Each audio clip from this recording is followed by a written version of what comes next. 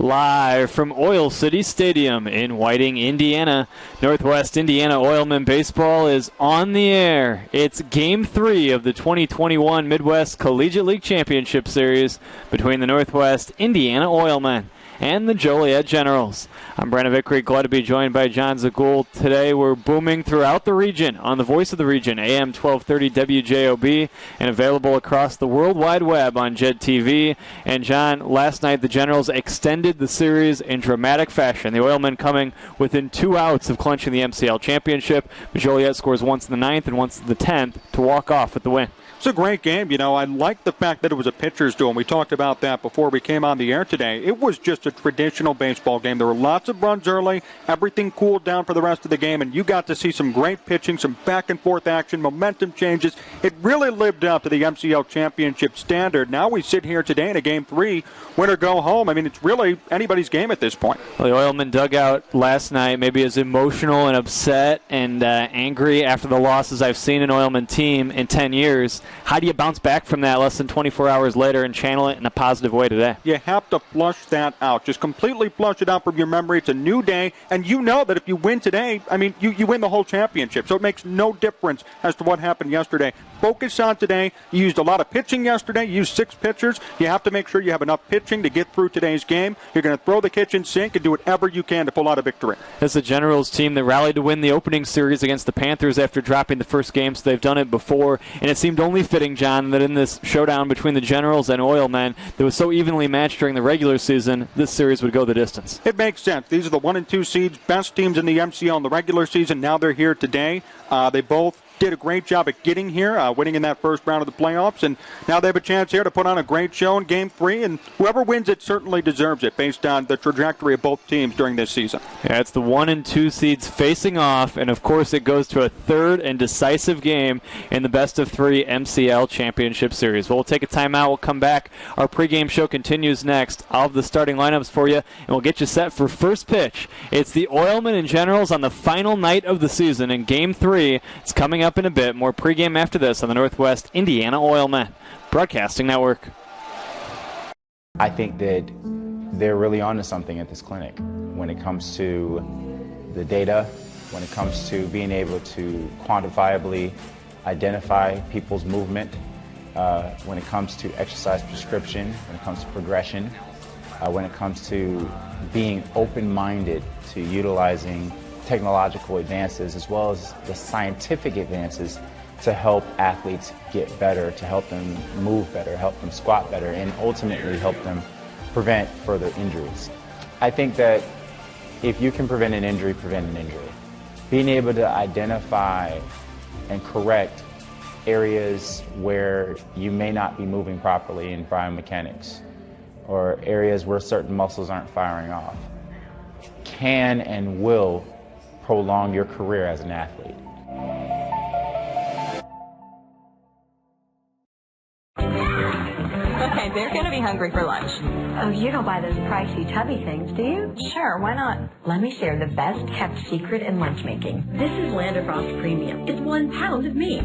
You get a full pound in a double zipper Stay Fresh pouch. Now we'll look at yours. So I'm buying more packaging than meat? More meat, better value, and less packaging waste.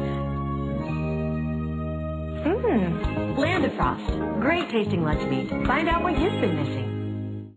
Back here at Oil City Stadium, Oilmen and Generals as we're set to get going in the decisive game of the Midwest Collegiate League Championship Series. Lineup cards have been exchanged. Ground rules have been discussed. You know what that means. It's time for me to give you the starting lineups for the final game of the 2021 MCL season, starting with the visitors from Joliet. Leading off and playing center field, Michael Gould. Batting second is first baseman Brennan Fisher. Batting third is left fielder Brandon Matias. Matias hitting third. Batting cleanup is shortstop Bryce Vincent. Batting fifth and playing third base, Jonas Gulbranson. Batting sixth is designated hitter Jack Enright. Enright hitting sixth. Batting seventh and starting behind the plate, Jimmy Cisneros. Cisneros hitting seventh. Batting eighth is second baseman Jacob Small. And rounding out the 1 through 9 for the Generals is right fielder Joe Varuso. All that in back of Joliet right-hander Sava Dupour. It's Dupour going for the Generals. And now here's the Oilman starting lineup that Dupour will be opposing. Leading off is center fielder A.J. Wright. Batting second and getting the start is shortstop Anthony Fumagalli. Batting third is third baseman Kevin McCormick. McCormick hitting and playing third. Batting cleanup is first baseman Alex Steinbach. Batting fifth and playing second base Connor Tomasic. Tomasic hitting fifth. Batting sixth is left fielder Christian Williams. Williams hitting sixth. Batting seventh and starting behind the plate Andrew Pesci. Pesci hitting seventh. Batting eighth is right fielder Anthony Villarreal. And rounding out the 1 through 9 for the Oilmen, designated hitter Mike Carey. All that in back of Northwest Indiana right-hander Brandon Tyler. Well, it is almost time for Game 3 and the final game of the 2021 season. You know what I'm going to say. It's Tyler against Dupour. It's the Oilmen against the Generals. And it's next on the Northwest Indiana Oilmen Broadcasting Network. Safety doesn't come in a box. It's not a banner that goes on a wall. It's not something you do now and then, or when it's convenient. It's using state-of-the-art simulators to better prepare for any situation. It's giving offshore teams onshore support, and it's empowering anyone to stop a job if something doesn't seem right. At BP, safety is never being satisfied and always working to be better.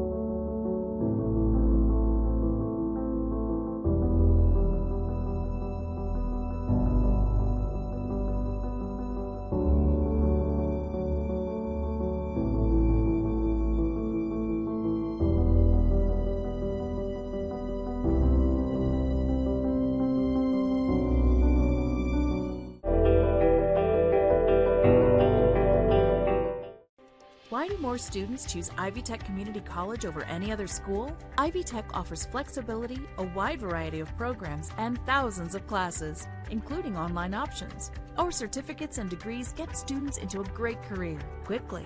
And if you want an affordable path to a bachelor's degree, we have guaranteed admissions programs with most four-year universities in Indiana. So you can start at Ivy Tech and transfer as a junior. Ready for a great education at the lowest cost? Complete a free application today.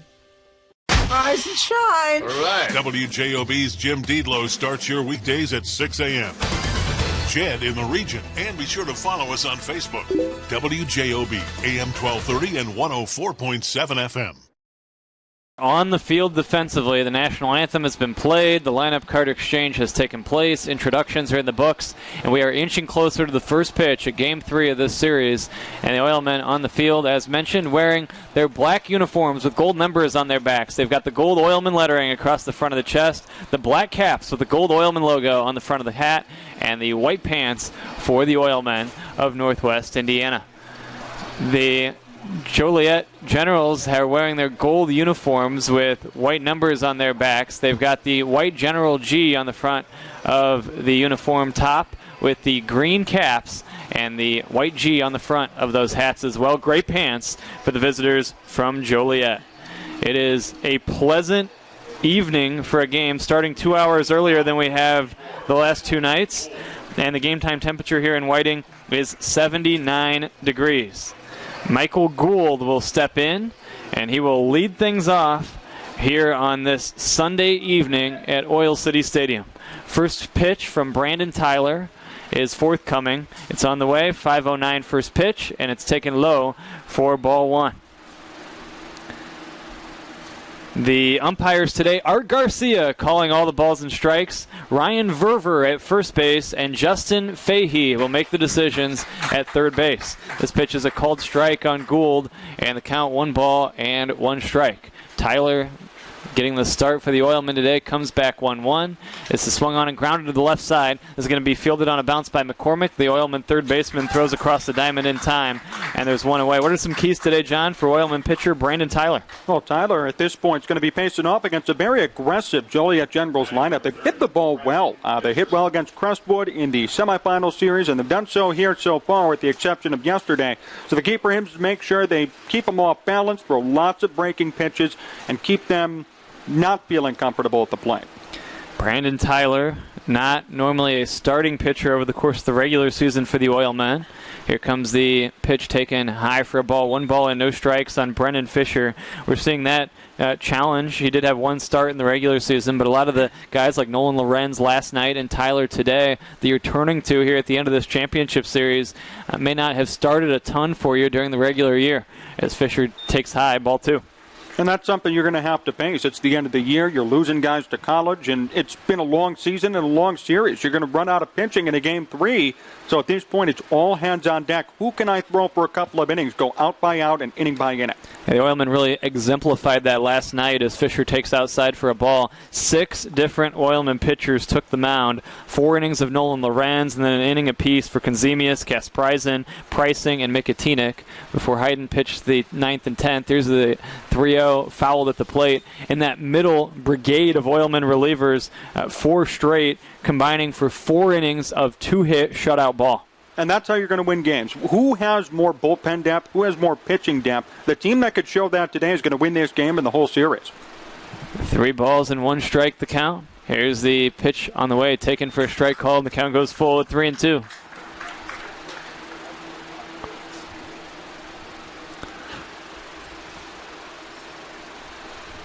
Full count on Fisher. Tyler comes back. 1 out, first inning. Here's the payoff pitch. Grounded foul right side. Today the Oilmen do have the benefit of being the home team. Although the game was at Oil City Stadium last night, Joliet was the home team. And as it turned into a close game late, that proved pivotal as once a game goes to the 9th inning and it's tied or it goes to extra innings, it seems like the home team always has a distinct advantage. 3-2 from Tyler. Here's his payoff pitch. It stays high, and it's ball 4. Fisher has 25 walks on the season against 18 strikeouts, so you knew he's going to be a tough out. Now he gets on base with 1 away. That brings up Matias, then Vincent. This is not the place you want to be if you're Northwest Indiana. You need an out right here or a double play. Tyler, a 5.40 ERA. He worked only 8 1/3 innings during the regular season, walked 6, and struck out 9. There were 9 hits against him, 5 games, 1 start. Here's a swing and a drive off the bat of Vincent. This is trouble all the way back on the brick monster, and it's going to hit off the Whiting Oilers sign in left field. Extra bases, and holding at third on the play is Fisher. Matias rips a double. Matias, who homered in the first inning last night, doubles off the Whiting Oilers sign in left field. Now it's Bryce Vincent due up next, and he'll bat with 2 in scoring position. Matias has always been a solid piece for this Generals team. Hit 305 during the season. And now with Vincent coming up, a guy who hit above 450, I mean, this is the heart of the Generals' order. This is why they're here in this game today. Their offense really comes through, especially the middle of their lineup. Matias has been on a tear, and now Vincent pops this one up. Foul territory. Steinbach in foul ground. The first baseman gloves it, and tagging at third and holding is going to be Fisher. And that's a big out. A huge second out of the inning. Bryce Vincent, the regular season batting champion in the MCL, is out number 2. That's nothing more you could ask for if you're Tyler, besides a strikeout. The ball does not leave the infield, stays in foul ground. Nobody tags up. You record an out. Now with 2 outs, you can get out of this inning giving up nothing. Cole Branson standing in next. Big spot right here. 2 outs and general runners at second and third. Matias had a huge game last night, and he doubled a moment ago. Here's a pitch high and in for a ball 1-0. Matias launched a 2-run home run in the first inning last night, and then he doubled and just missed a home run in the 10th, eventually scored the winning run. We'll break down last night's game in greater detail later, but right now a big spot. Here comes the 1-0. Gil Branson swings and misses, and it's 1-1. Brandon Tyler pitched in game 1 of this series on Friday, an inning of shutout ball, 1 hit and 1 strikeout, no walks. The Grambling State right-hander, a native of Calumet City, Illinois. Here comes the 1-1 pitch. This is swung on and cracked in the air. A.J. Wright, who played a great defense last night with a beat on it. He's backpedaling. He's got it. A.J. Wright continues to cover a lot of ground in center, and the inning ends. No runs, 1 hit, and 2 left. After a half, it's Joliet nothing, and the Oilmen coming to bat on the Northwest Indiana Oilmen Broadcasting Network. Safety isn't a list of boxes to check. It's taking the best technologies out there and adapting them to work for you. The ultrasound that can see inside patients can also detect early signs of corrosion at our refineries. High-tech military cameras that see through walls can inspect our pipelines to prevent leaks. Remote-controlled aircraft can help us identify potential problems and stop them in their tracks. At BP, safety is never being satisfied and always working to be better.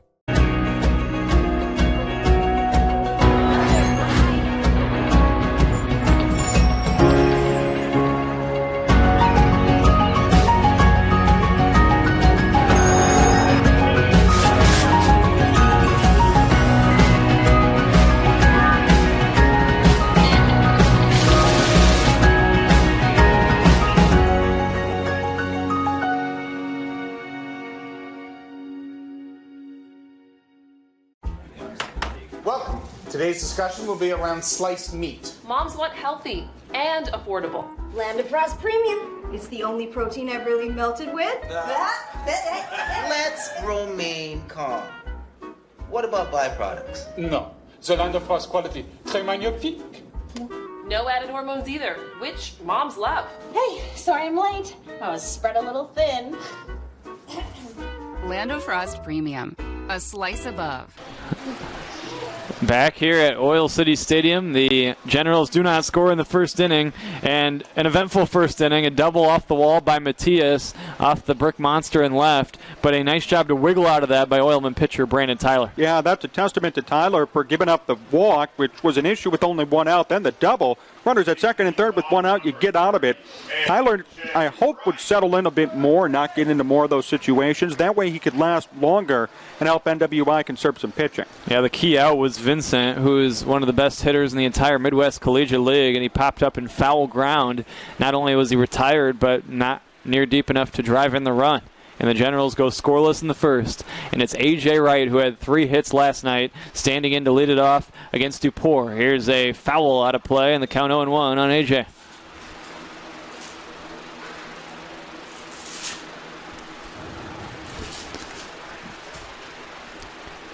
A.J. Wright batting with a count of no balls and 1 strike. Scoreless game. Bottom of inning number 1. Here comes the 0-1. Swing and a miss, and ahead 0-2. This is a brand new pitcher for the Generals. He's pitching in his first game in a General uniform. How about this? Before we break down Dupour in greater detail, after this 0-2 pitch, here comes the pitch on the way to right. It's fouled.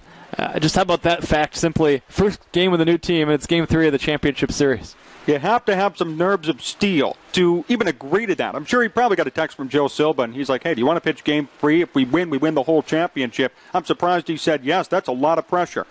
Here comes the 2-strike pitch. This is outside for a ball. Or did you think Joe just said, hey, we've got a game today, with no further details on the stakes of this game, or the fact that the 9 guys on the field with you, the 8 guys on the field with you plus the DH, the 9 guys competing with you today have put a lot of blood and sweat and tears into this, and now you're brand new and you're the man on the mound. Here's the 1-2.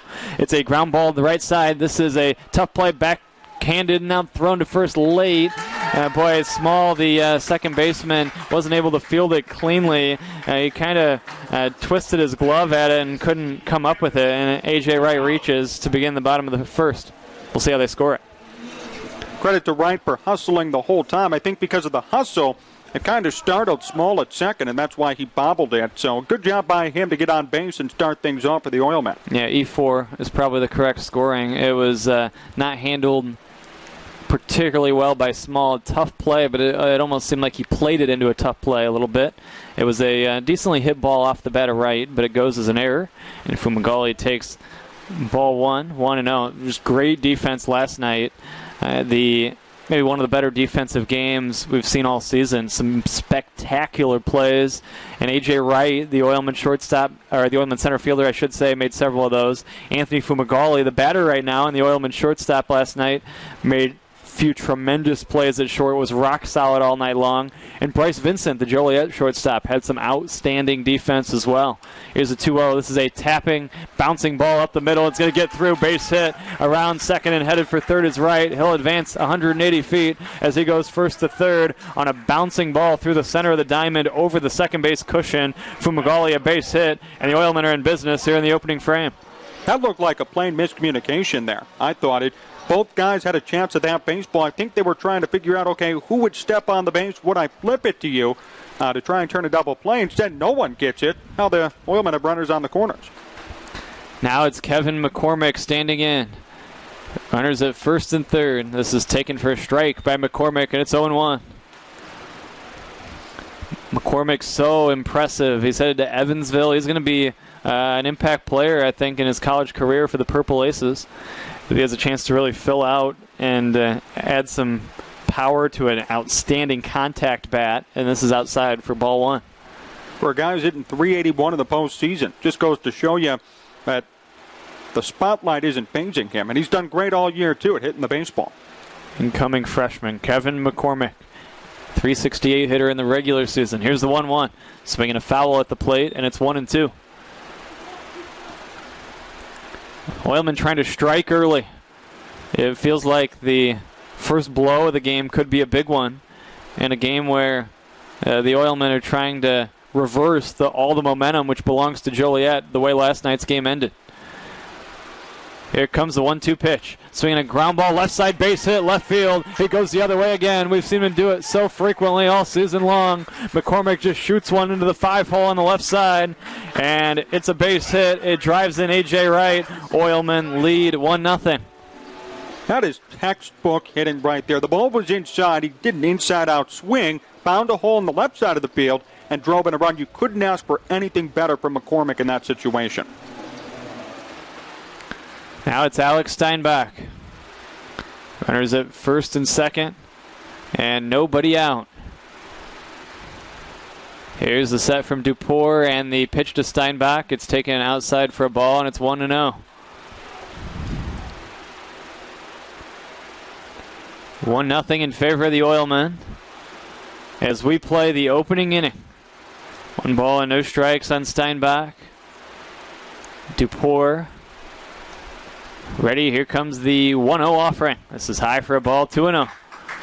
Sava Dupour, a Glenbrook South graduate in 2021, 5'10", 175-pound right-hander, is an incoming freshman at UW Whitewater, which of course is a pretty strong athletic powerhouse at the Division III level.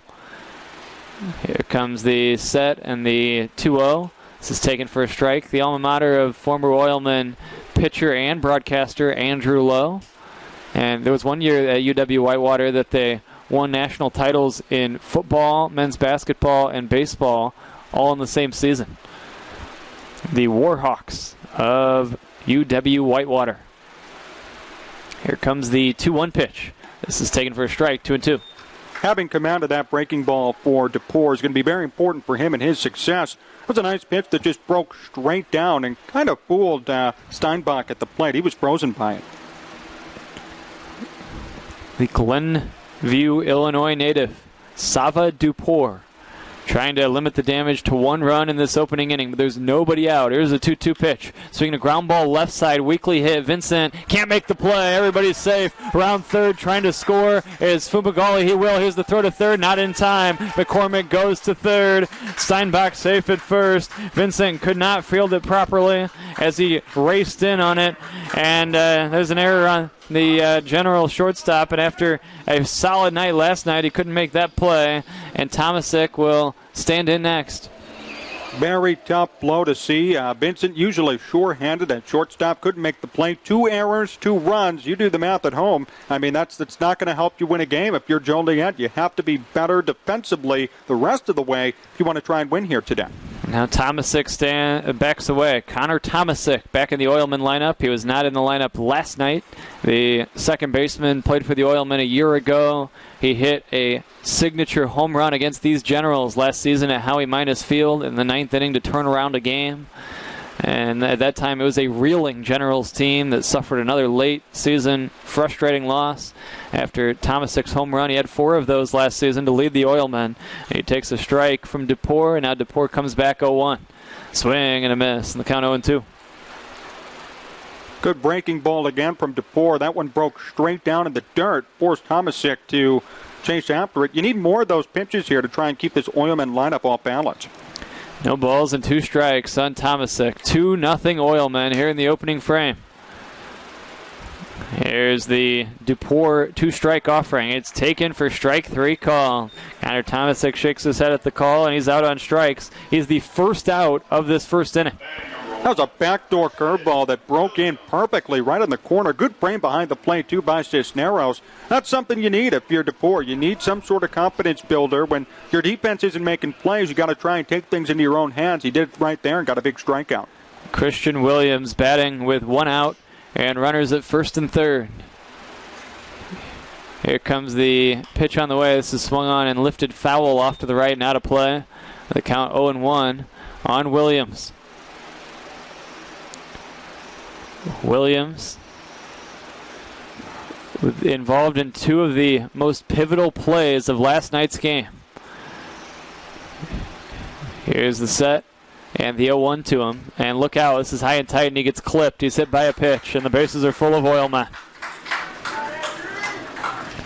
But Williams was involved in the final play of the game. John, a close play at the plate. I talked to Christian earlier and he said he wasn't arguing last night because he did think that he was safe as the home plate umpire Justin Fahey called on that final play with Matias a swim move tag around Williams to score the winning run after an absolute missile of a throw from right field from Steinbach. Here comes the pitch. Look out, this slips out of the hand of the pitcher and it's 1-0. Yeah, the MCL postseason certainly has a flair for the dramatic. We've seen that a couple of times, even with the Panthers in general. That Game 2 went to extra innings as well. And very close play, but, fortunately, not too much arguing. We're here for a Game 3 now. 1 ball, no strikes on Pesci, swinging a foul in the count 1-1. The other play that Williams was involved in was a shallow foul pop-up caught by the General first baseman. The Oilmen, in the 8th inning, leading by a run, had Williams tag at third and try to score. He was initially ruled out at the plate as the ball beat him there. Then the ball was jarred loose. It was changed to safe. Here's the set and the 1-1 to Pesci. This is taken high for a ball, 2-1. But then he was out upon appeal, and T.J. Merrick admitting after the game last night that he 100% did leave early on that play. Credit to the Generals. They did that against the Panthers, too. They got somebody out on appeal on Game 2 of that series as well, Michael Lodondo. Here's the 2-1 to Pesci, swinging a ground ball to short. Another chance for Vincent. The shortstop goes to second one. That's all. They get the out, but a run scores. It's a fielder's choice that goes 6-4. Give Pesci the RBI. Oilmen lead 3-0. It's pretty interesting. It looked like Vincent kind of hesitated on that ball. Maybe the error from before was in his head, because usually he's smoother and quicker, and that should have been a double play. But I think the error from earlier this inning was looming, and they could only get 1 out because of it. Anthony Villarreal standing in. Runners at first and third for the Oilmen. 2 outs in the inning. 3-0 Oilmen. Here comes the pitch on the way. Taken high for a ball. 1-0.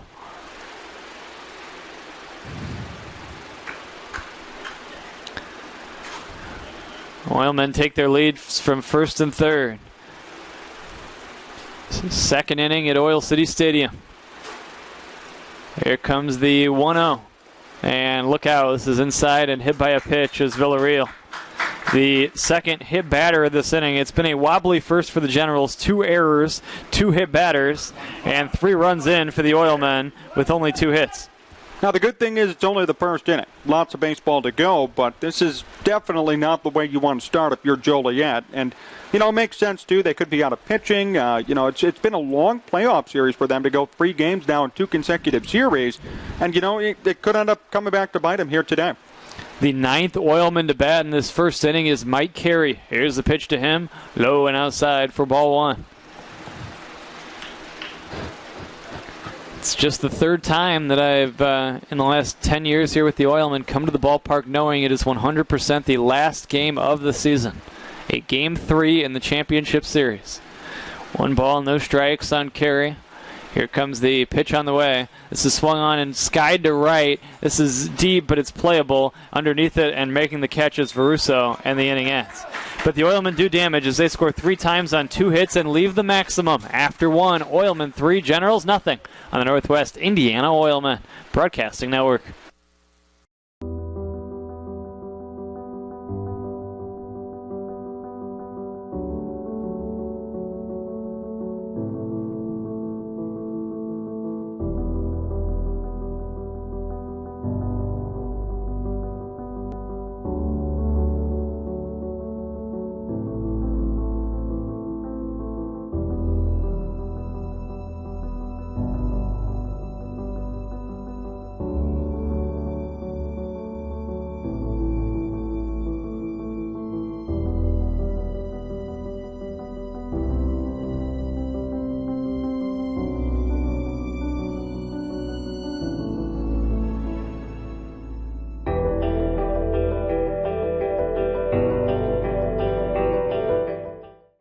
Rise and shine. All right. WJOB's Jim Deedlow starts your weekdays at 6 a.m.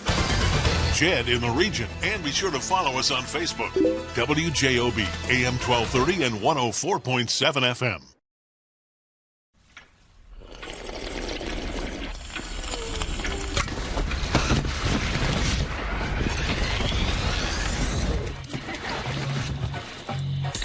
Don't you think?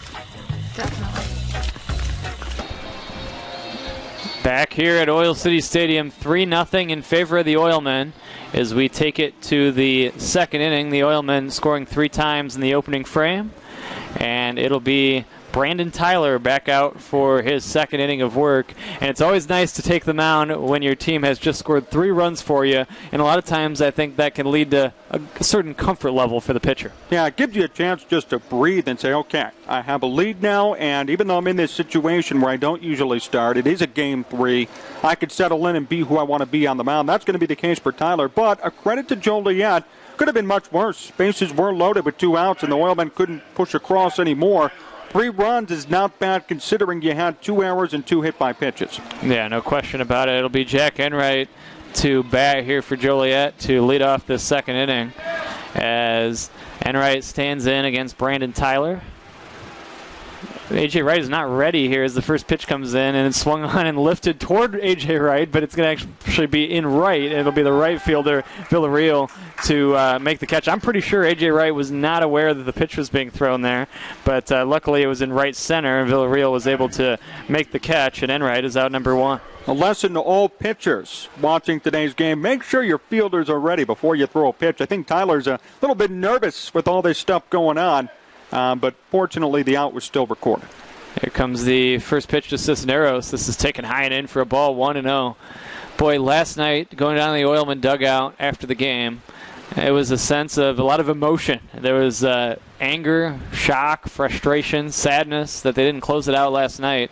And we talked in the open, John, as a player, it can be a challenge to channel that in a positive way. Here comes the 2-0 to Cisneros, and this is ball 3. The Oilmen thought it was over last night. They could sense it. They were 2 outs away from clinching the trophy last night. Tyler has missed with 3 straight pitches. Here's the pitch to Cisneros. It's a 4-pitch walk. Now they have to try to recover from that, and they've done so with a 3-run first inning.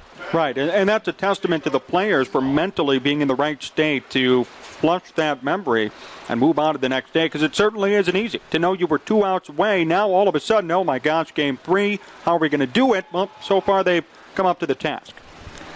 Jacob Small standing in, 1 out, 1 on. Here's a pitch taken inside for a ball, 1 ball and no strikes.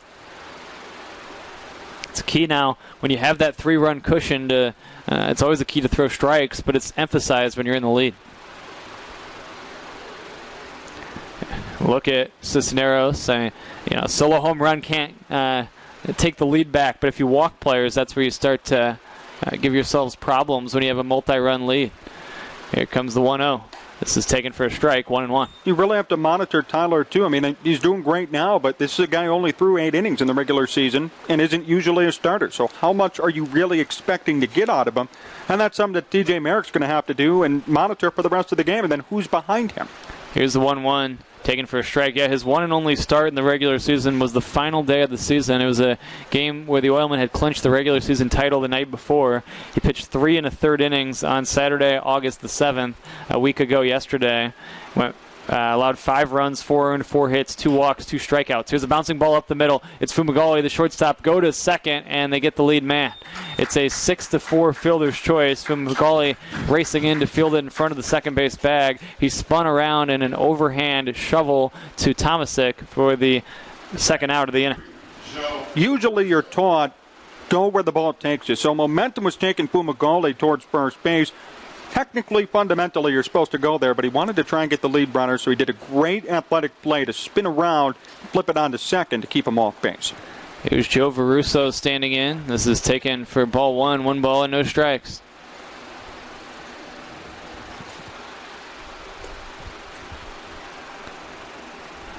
Three nothing in favor of the Oilmen as we play inning number 2. Here's the 1-0 from Tyler. Low for a ball, and now trying to advance and doing so safely is Small on a wild pitch. That was all about the dirt read. The ball didn't go that far, but Small knew right away, I'm going to go if the ball's in the dirt, and he did. To his credit, he swiped second. Tyler now has issued 1 walk in this inning, and he is behind 2 balls and no strikes. Here comes the pitch taken for a strike on the outer half, and it's 2-1. Brandon Tyler, again, that was his longest outing, that game against the Vikings, 3 1/3 innings. So we're not expecting him to go by any means 7 or 8 innings tonight. This will be a staff day for the Oilmen. The 2-1 tap foul. And that worked so perfectly last night up until that 9th inning. And Nick Hayden, who's been such a trusted arm for the Oilmen and who has a ton of respect from TJ Merrick, was touched for 1 run in the 9th and 1 in the 10th. And we'll see if his teammates can pick him up here tonight in Game 3. Here's the 2-2. This is high for a ball. We go full at 3-2. I love staff days. I like to see that all these pitchers, get a chance to contribute, feel like they're doing something for their team. 1 inning, a scoreless inning in a game like this is very important. Here's the 3-2. This is swung on and fouled. And the best thing yesterday was those 4 pitchers that pitched in the middle of the game, bridging the starter Lorenz to the closer Hayden, were all 15 pitches or fewer, so they could all bounce back tonight. And that's very important. And that was a great move on Merrick's part to make sure, okay, if we do a staff day today and we pitch all these guys, we could do the same exact thing tomorrow and still win. Here's the payoff pitch. This is high for ball 4. 2 walks in the inning. 2 on for the Joliet Generals, and now the top of the order, and Michael Gould. You have to remember, too, with this being a winner-take-all situation, the leash is going to be shorter for Tyler than it would be a regular season game, so he has to be careful here. Runners at first and second, 2 down here in the second inning, 3-0 in favor of the Oilmen.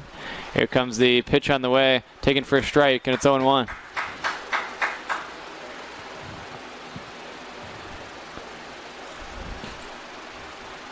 Two outs, second inning. Big first pitch strike there to Gould, the 0-1 outside for a ball. And obviously the walks at the bottom of the order are a concern, particularly against this Joliet team, with how top-heavy this batting order has been for this general squad. 1 through 4 is going to be Tyler's biggest issue. And, walking those guys aren't going to help him. 1-1, and look out. This is high and in, 2-1. I mean, you really got to be careful here. You got 2 guys on base with 2 outs. I understand 1 more out and it's over, but you got to face Gould, possibly Fisher, Matias, Vincent. Those top 4 have been real big keys for the Generals. That's why they're here in this game today. 2 balls and 1 strike on Gould. 2 outs in the inning. Here comes the 2-1. Swinging a crack to center on a line. This is going to be a leaping attempt. No play for right. 1 run in. Around third, Veruso. His helmet flies off. He's chugging toward the plate. He will score. Gould going for 3. He's going to try to touch all 4 bases. Here comes the throw toward home. The slide. The tag. He's safe. He's safe at the plate. It's an inside the park home run. He touches all 4 bases. I believe it's a straight up home run. Was there a juggle out there in the outfield as he touches all four and ties this game at 3 as Gould circles the bases on a ball that got over a leaping A.J. Wright in center. And all of a sudden, the walks that we talked about have now hurt the Oilmen. This is a tie game, and I am shocked that Gould made it all around the bases. He hustled right out of the box, didn't admire the ball, didn't care where it went. He was determined to at least get to second, if not third base. He was able to get all the way around. That is a clutch 3-run inside the park homer. Yeah, it is a home run. I just had to do a double take that a lot of times when you see somebody touch all 4 bases, the ball had to at least be misplayed somewhere. But really it was kind of the fact that A.J. Wright went for broke and leaped up to try to snag it and could not do so. Here's the 1-0. Here's a ground ball to the right side. Diving stop by Pesci. Here's a flip to Tyler covering, and the inning ends. But now before big-time damage done, as Joliet scores 3 on Gould's inside the Parker, and after an inning and a half, it's Oilman 3, Generals 3 on the Northwest Indiana Oilman Broadcasting Network. Remember, everyone, tune in from 3 to 5 p.m. Monday through Friday for the Region Rush Hour with Tony Panic and Sam Michael. Well, Sam Michael and Tony Panic. Well, yeah, Tony Panic, you know, we'll talk about it. Tune in, everybody. There's a shortage of roofers across the country. Here at Roofers Local 26, our signatory contractors are in need of a well-trained workforce, and it's our job to provide that workforce. We are looking for people that are self-motivated, people that are reliable, people that are willing to give a hard day's work. In return, they get a good paycheck with good benefits. This is not a job, this is a career. If you're willing to put the time and dedication in, we're willing to provide you the tools and training necessary for you to succeed in the roofing industry. We've been doing this for almost 100 years. We know how to get the job done. Don't let pain knock you out of the ring. Our hand, wrist, and elbow experts are pioneers worldwide. You need us in your corner. Midwest Orthopedics at Rush. Make an appointment today. After our minimally invasive spine surgery, 80% of golfers maintained or improved their handicap. Be treated by the pros to play more like a pro. Midwest Orthopedics at Rush. Make an appointment today. Well, an inside the park home run by Michael Gould has tied this game at 3 as A.J. Wright leaped up for it, couldn't make the play, and Gould motored around the bases. A close play at the plate, and he dives in headfirst safely to score the 3rd run of the play and make it a 3-3 tie, John. Talked about it off the air. Did anyone have that on their bingo card at home? It was really a shocking turn of events, and now all of a sudden it's a brand new ball game. We talked about the walks and how they could come back to hurt Tyler. They did. Now it's 3-3, and no one has an advantage at this point. It's all now coming down to the Oilmen here to try and score more. A.J. Wright leads off this inning, and he takes low and outside for a ball, 1-0. Wright made some spectacular plays defensively last night, and he nearly made a great play on that ball, but kind of mistimed his jump, and it led to a 4-base hit, and it's 3-3. Here comes the 1-0 to Wright. This is low and outside for a ball, 2-0. Had he left maybe just a second later, he probably would have made a spectacular catch, but the leap was just a bit mistimed, and that made a big difference. 2 balls and no strikes. I think that's the first inside the Parker I've seen in this park. Here's the 2-0 outside for ball 3, 3-0. I was going to say, usually Dowling Park provides some. I've seen a couple from the Panthers this year, but nowhere else in this league do you usually see a lot of them, and right here at Oil City we see one today, in Game 3, no less. I worked a lot of games here at Oil City, and I believe that's a first. Here comes the 3-0. This is low for ball 4. There's a leadoff walk, and you talked about it. Walks came back to bite Tyler in the last half inning, and Dupour starts his second inning of work by issuing a leadoff base on balls. Yeah, Dupour is not innocent of any of that. He had 2 hit-by pitches last inning, and that helped lead to 3 runs, and the errors didn't help either. But you don't want to start off with a walk to Wright, who could probably steal, and then Fumagalli, McCormick, and Steinbach do up. Fumagalli standing in 3-3 tie, second inning. What a series this has been. This is low for a ball. Each series in this postseason has featured one extra inning game. last night, the Oilman Vikings Game 1 and Game 2 of the Generals and Panthers. And those were both on the same night. On Wednesday, there were 2 extra inning games in the league. Here comes the 1-0. This is outside for a ball on only a handful during the entire regular season, and now we've seen 3 here in the postseason. Goes to show you that I think all 4 teams who made it deserve to be here, certainly, and they really played well against each other in the semis and now here in the championship. 2 balls and no strikes on the veteran Anthony Fumagalli. He takes a strike, and it's 2-1. A 3-run inside the park home run by Michael Gould has tied this game at 3. That occurred in the top of this inning. The Oilmen trying to respond. Here's DePore's 2-1. This is outside for a ball, 3-1. You got McCormick, Steinbach due up here. You don't want to walk Fumagalli. You're going to have 2 guys on with nobody out. Not the way you want to go up your Joliet, especially after that home run, which could have shifted momentum. 3-3 tie, last of inning number 2. Here comes the 3-1. Taken outside for ball 4. Back-to-back walks to begin this second inning. The Oilmen handed a scoring chance. Nice job by Wright and Fumagalli drawing those walks. And now Adam O'Malley is going to make his way out to the mound to have a word with Sava Duport. And this is just the worst thing that could happen if you're Joliet.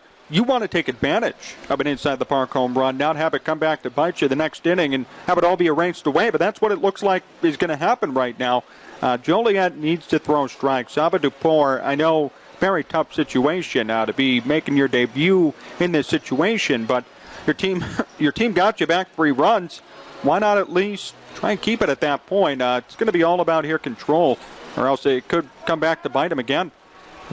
And McCormick stands in next, too, and that makes it even more precarious of a spot for the Generals with runners at first and second for Kevin McCormick. And McCormick hit .368 in the regular season, and it was vintage Kevin McCormick in the first inning as he shot one the other way through the left side of the infield. Let's see if he can come through again as he eventually scored after that single in the first. Here he has an RBI chance and a chance to help the Oilmen regain the lead. This is taken high for ball 1. And that hit he had last time was just so perfectly placed, so well done. It really looked good. He's been so much fun to watch. He has a kind of a unique style at the plate. This is taken for a strike, and so many guys in the lineup now go up there and try to hit for a lot of power and try to crush the ball at the gaps. But McCormick, just a solid ball player, and we see him go the other way with so many pitches. Here comes the 1-1. This is taken outside for a ball, 2-1. As a baseball fan myself, I'd rather see a hit like that going the other way, making an effort to go that way, versus a home run all day long, because that's fundamental baseball, and that's something you love to see out of a player at this age, too, not even in college yet. Duport set to deliver the 2-1 to Kevin McCormick. Here's the 2-1 pitch. Swinging a ball sent the other way, shallow, racing in Williams, and racing out is the shortstop Vincent. I should say Matias racing in, and Williams out, and it's Williams who collects it. And boy, does the shortstop Vincent cover a lot of ground for the Joliet Generals, and he makes the catch there. That was a big out, too. Nobody advanced, and that's something Duport really needed on the mound. And a good play by Vincent to go all the way in the hole over there to make that catch. 1 out and runners at first and second. Steinbach standing in. Alex Steinbach, a late addition to this Oilman team. Let's see if he can come through in this spot. Runners at first and second. Here comes the pitch on the way. This is taken for a strike, and it's 0-1. 3-3 tie in the bottom of the second inning. Each team with 2 hits, and the Generals have committed 2 defensive miscues. No balls and a strike on Steinbach. Here comes the pitch on the way. This is swung on and popped up. It's in foul territory, and it's going to be caught by the first baseman Fisher. Nearly a collision between Fisher and Cisneros, but Fisher makes the catch, and the runners who are at first and second with nobody out remain in those locations with now 2 down in the inning. I mean, these are 2 big outs by Duport to make sure the ball really doesn't leave the infield. They're popped up so no one could advance. This is really the best situation you could have if you're him. less than 2 strikeouts. He's done a great job here trying to get out of this jam. Tomasic struck out looking his first time. Let's see if he can come through with a 2-out hit. What a dandy of a game last night. The Joliet won 4-3 in 10 innings to force a third game. We've got ourselves a compelling start to this one with a 3-3 tie in the last of inning number 2. Swing and a miss by Tomasic, 0-1. That runner leaving early at third base and that appeal really was the turning point in the 8th inning. The Oilmen still had the lead, but that gave Joliet a lot of energy and momentum the rest of the way. And you could really see the blood, sweat, and tears put into the game by both sides last night. This is low and outside, tons of emotion, and it was just a fun night. I thought the quote by the Generals manager, Joe Silva, summed it up nicely. We'll get to it if we have time here in this inning. 1 ball, 1 strike on Tomasic. Here's Dupour coming set, and he delivers the 1-1. Swing and a miss, the count 1-2. He said tonight's game speaks volumes about the summer baseball culture and the way our guys have embraced it all summer long. Because of that, there's no better way to end this than a Game 3. And he was excited for one more day with their players. But I think he hit it on the head with the first part, that last night's game it tells you a lot about summer baseball and how much guys care about each other and the team by the end of the season. Here's the 1-2. This is high and outside, and it's 2-2. And you like to see that. I mean, there are some leagues and some players say, oh, it's just summer ball, who cares? But everybody here in the MCL, especially the 4 playoff teams who got in, really cared from day one. And, I mean, that's why they're in the postseason. That's why, the Panther and Joliet series went 3 games. That's why this one's going 3 games. All these guys really care and have team pride, and they show it.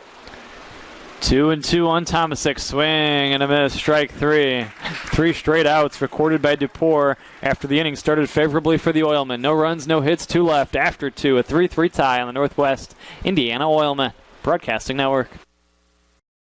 Safety doesn't come in a box. It's not a banner that goes on a wall. It's not something you do now and then, or when it's convenient. It's using state-of-the-art simulators to better prepare for any situation. It's giving offshore teams onshore support, and it's empowering anyone to stop a job if something doesn't seem right. At BP, safety is never being satisfied and always working to be better.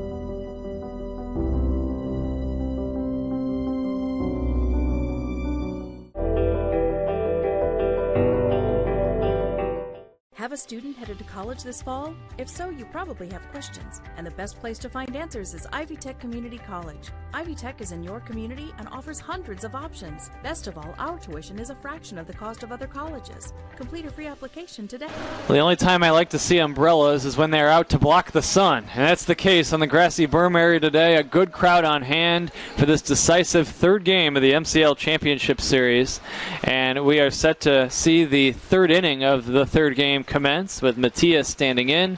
The hottest hitting General takes a strike, and it's 0-1. Each team with 3 runs on 2 hits. A good berm crowd today. A lot of lawn chairs out on the berm. Here's the 0-1 taken outside for a ball, 1-1. Fans have finally recovered after they were hit with sprinklers on the berm a few weeks ago. Here comes the 1-1. This is swung on and lifted in the air. Foul. Pesci is going to run out of room, and this will reach the seats. Pesci getting the start behind the plate today. Christian Williams just had been playing every day all week and was just tired and kind of needed a day off back there, and that's what TJ Merrick did, but he kept Williams' bat in the lineup by playing him in left field. Smart move. Why not put a fresh set of legs in there in Game 3 like this and at least keep Williams in? Williams is a competent outfielder without question. he can still make plays out there and then keep them fresh. Here's the 1-2 outside for a ball with Mike Carey limited to DH duty right now due to his injury.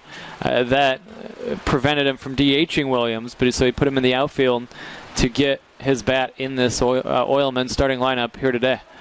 2-2 the count. Here comes the pitch on the way. This is taken high for a ball. We go full on Matias at 3-2. 2 extra base hits last night and 1 tonight. All of them were absolutely crushed for Brandon Matias. Here comes the payoff pitch, and this is taken inside for ball 4. Well, we saw this problem last inning for Tyler. It starts up again today, and the issue is going to be now, if you're TJ Merrick, when do you pull the plug? You can't give up any more runs. You can't afford to be down by 3 or 4 runs in a game like this. Bryce Vincent standing in with a runner at first and nobody out in the inning. 3-3 tie, inning number 3. Here's Tyler's pitch, high for a ball, 1-0. So these two teams split the regular season series at 3 wins apiece. They had a 7th and decisive game to decide the regular season series. It was tied 5-5 in the bottom of the 9th when the storms hit, and it was suspended. It was not completed. So you had that regular season series tied. Then that game still deadlocked. And then you go into the championship series, and they split the first 2 games, and it goes to a 3rd game. And this ball game is tied here in inning number 3. Here comes the 2-0 to Vincent. It's a check swing and no swing. And Brandon Tyler visibly thought that should have been a called strike, and the count 3-0.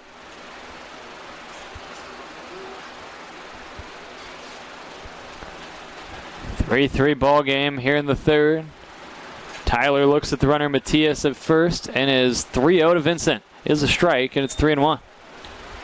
Need to spin that pitch over, and you need more strikes here from Tyler. Try and come back in this count against Vincent, maybe force a double play. Anything's possible right here. Could help you get out of this jam. Here's the 3-1 pitch on the way. Swing and a miss. He tipped it into the mid of Pesci. Go full at 3-2. Be a huge momentum boost if he could come all the way back in this count, especially against Vincent, the most dangerous hitter without question in this Generals lineup. Here's the payoff pitch. It's taken high for ball 4. He walked him. Back-to-back walks to begin this 3rd inning. And the top of the 3rd begins the same way the bottom of the 2nd did when Dupour walked back-to-back Oilman. Here comes TJ Merrick to the mound.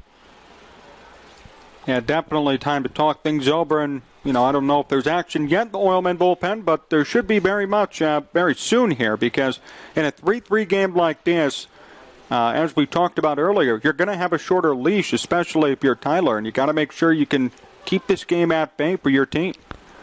Yeah, the available relievers are similar to last night. Hayden obviously has pitched 3 out of 4 last 4 days, so he's not available.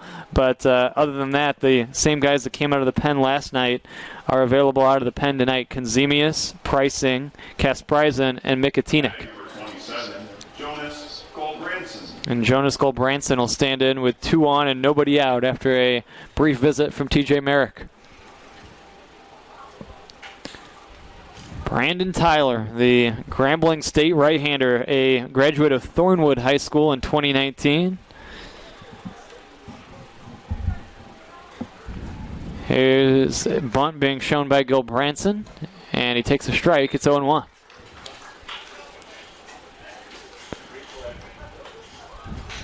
Goldbranson squared around on that last pitch. Let's see what he does on the 0-1 as the Generals consider moving the runners over. And he will square around again. The 0-1, he bunts at it and misses, and now it's 0-2. Got to do your job if you're Goldbranson. You're told to get the bunt down. Unfortunately, couldn't do it. Now with an 0-2 count, you better protect here and try and do something if you're Joliet. Bunt would have been huge to move those runners over. A ground ball, though, would do the trick, too. Here's the 0-2 pitch. This is swung on and popped up shallow right center over his right. The center fielder, he makes the catch, and the runners have to hold. A shallow fly ball off the bat of Goldbranson, and the runners are still at first and second, and now there's one away. That's a big out for Tyler, and again, perfectly placed. It wasn't too deep. No runners could advance, and you're getting out. A double play ball here could get you out of the inning. So that's a great turnaround for Tyler and a good sequence from the mound. Jack Enright stepping in next. Enright with men at first and second and one away in the inning. 3-3 tie in game 3. Inning number 3. Here comes the pitch on the way. Taken for a ball. Talked to TJ Merrick before the game. He said he told Joe Silva back in June, I think it's going to be me and you in the MCL finals, and it's going to go at game 3. And here we are. 1 ball, no strikes. The count on Enright. Here comes the pitch on the way. Taken for a strike, and it's 1-1. Not sure if he predicted who would win the third game. 1 ball, 1 strike, 1 out. Runners at first and second. Here's the pitch to Jack Enright. Swing and a miss. He blew a fastball by him, and it's 1-2.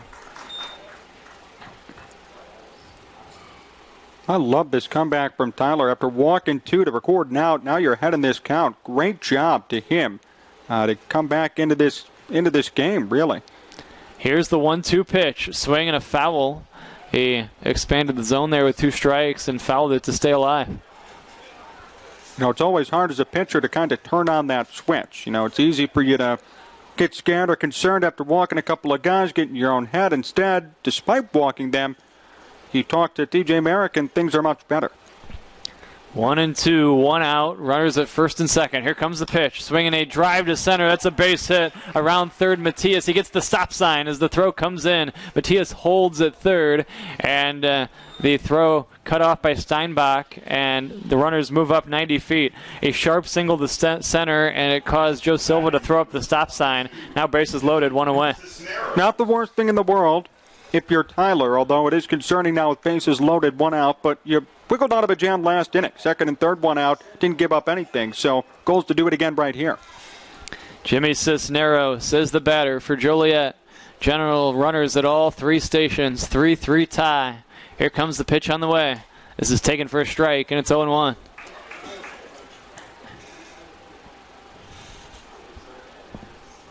We are in the third inning at Oil City Stadium.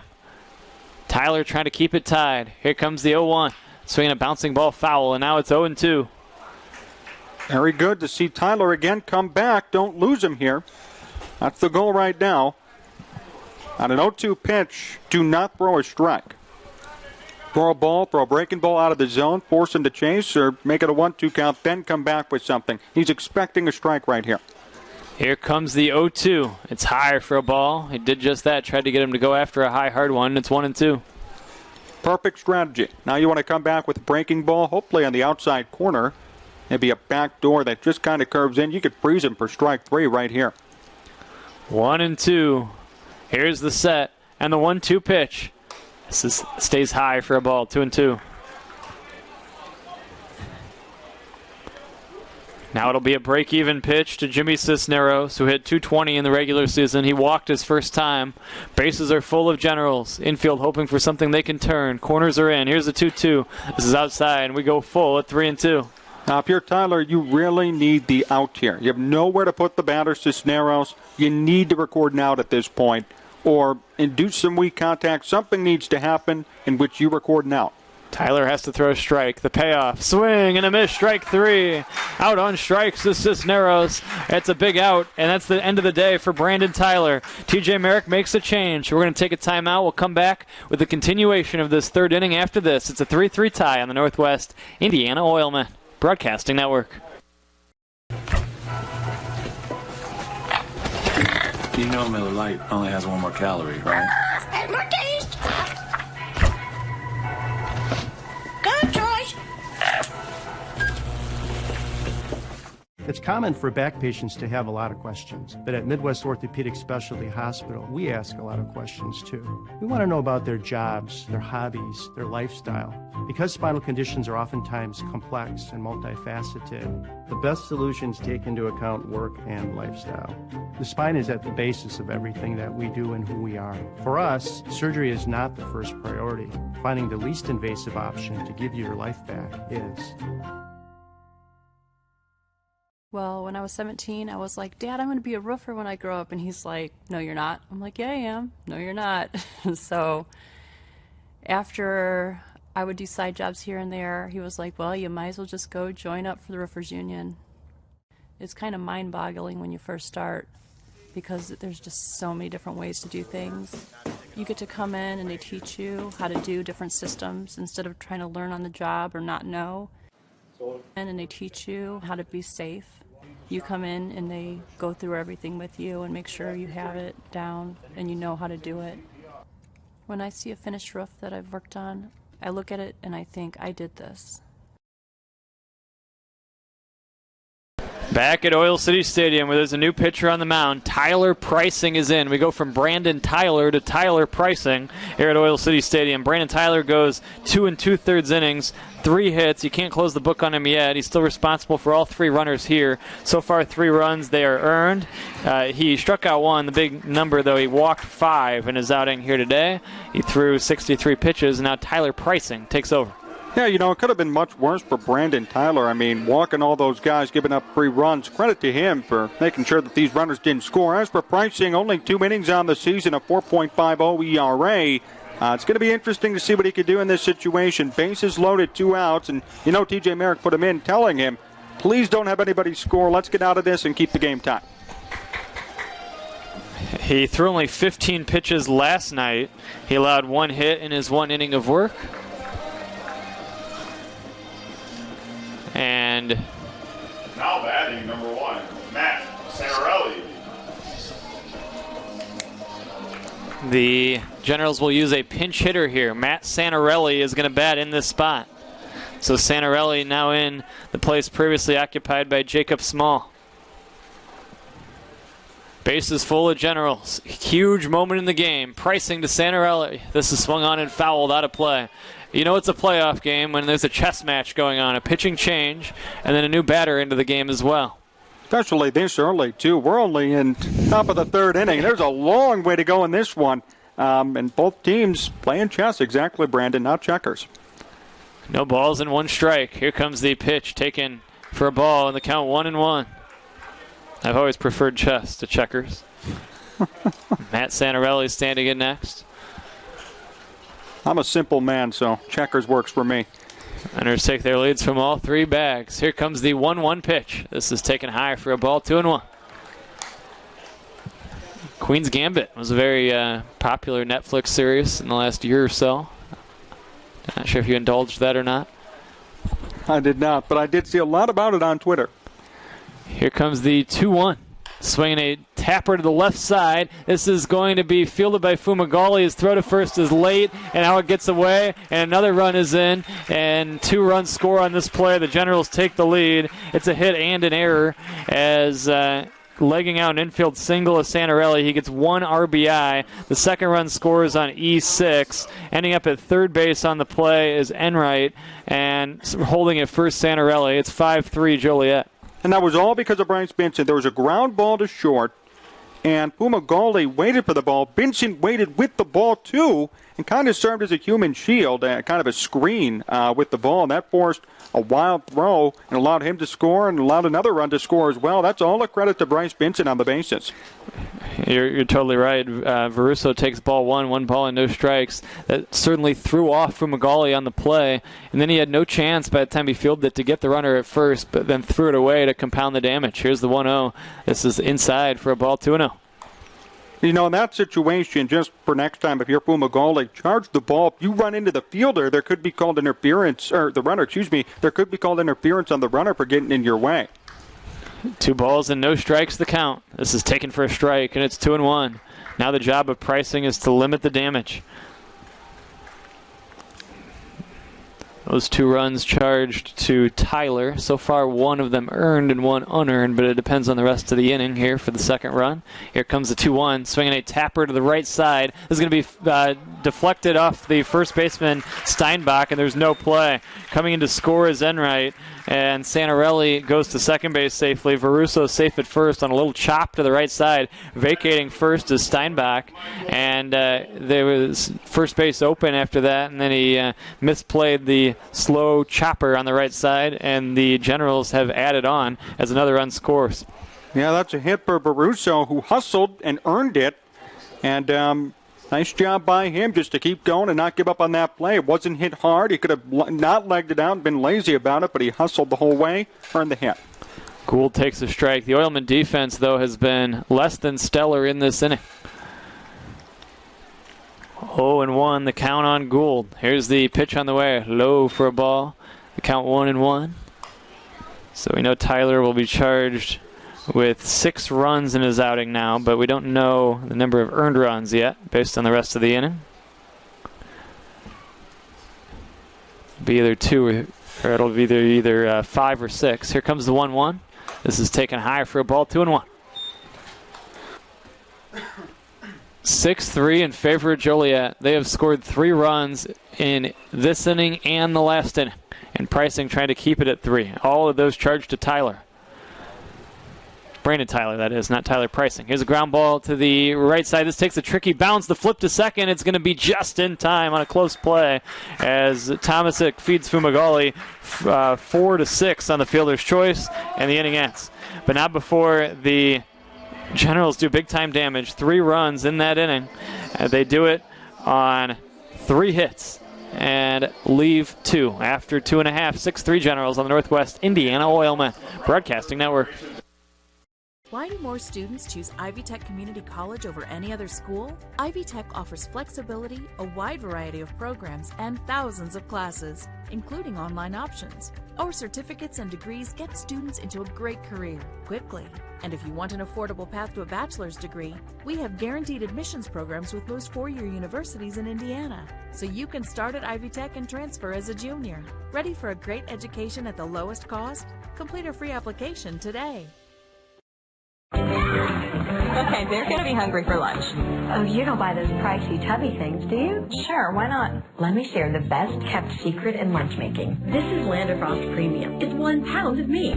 You get a full pound in a double zipper Stay Fresh pouch. Now look at yours. So I'm buying more packaging than meat? More meat, better value, and less packaging waste. Land O'Frost. Great tasting lunch meat. Find out what you've been missing. Rise and shine. All right. WJOB's Jim Deedlow starts your weekdays at 6 a.m. Jed in the region. And be sure to follow us on Facebook.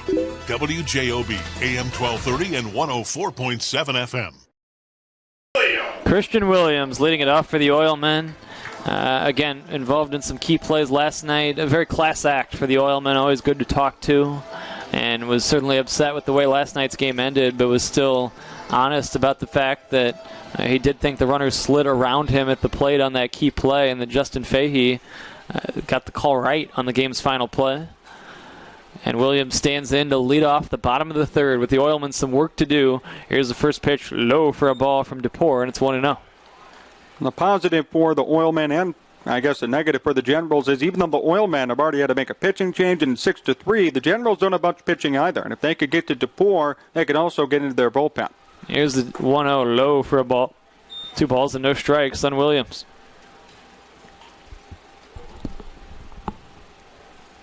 Joliet has scored 3 runs in each of the last 2 innings. 2 balls and no strikes, the count here. Here comes the pitch on the way. This is low for a ball, 3-0. It's the final game of the season. The MCL title hinges on this third and final game of the MCL Championship Series, with the top-seeded Oilmen and the second-seeded Generals duking it out here this evening at Oil City Stadium. Here's a 3-0 on the way to Williams. It's ball 4, a 4-pitch walk, and leadoff walks have plagued pitchers on both sides. Yeah, and that's why we've seen so many runs scored so far in this game. I mean, 6-3, and it seems like every inning we're seeing a leadoff walk, and that leads to damage. Andrew Pesci due up next. Sava Dupor, the starting pitcher for the Joliet Generals, spent the 2019 summer on the Serbian national team and played in Bulgaria. And he played for them, I believe, again earlier this summer. Here's a strike call in the count 0-1. But there was an interesting piece about his experience and said that it was fast, loud, intense games against older players. And I believe he played in the Euro qualifiers this summer. Here comes the 0-1. This is low and outside. Runner goes, throw to second base is going to be not in time as the ball slips away. Stealing second base is Williams.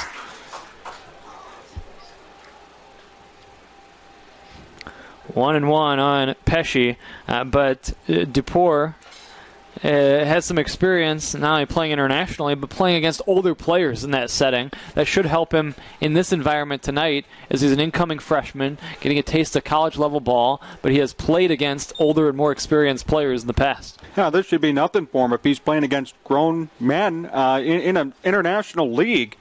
So far he's done okay today. Just needs to limit those walks, and he'd actually have a flawless day. 2 balls and 1 strike to count. Here's the ace for Glenbrook South and their sectional final team this spring. Here comes the 2-1 pitch. Swinging a bouncer foul left side, fielded by TJ Merrick. And a fan cheers for TJ. The count, oh, maybe he was cheering for Andrew Pesci. And the count 2-2. 2-2 the count. 6-3 Joliet. Bottom of inning number 3. Dupour in his third inning of work allowed a 3 spot in the first, nothing in the second. Here's the 2-2 pitch on the way. Pesci takes low and outside. Now this gets away from Cisneros, and advancing to third safely is Williams. Pitch was low and outside, and unable to block it was Cisneros, and it's a wild pitch. Great read there by Williams. He didn't have to go, and, really, in most cases, runners won't go, but he anticipated it and got to third. Middle infield stays back here. Here comes the 3-2 pitch. Ground ball foul. TJ and Nemerick another chance, but he can't make the play this time. Count 3-2 on Pesci.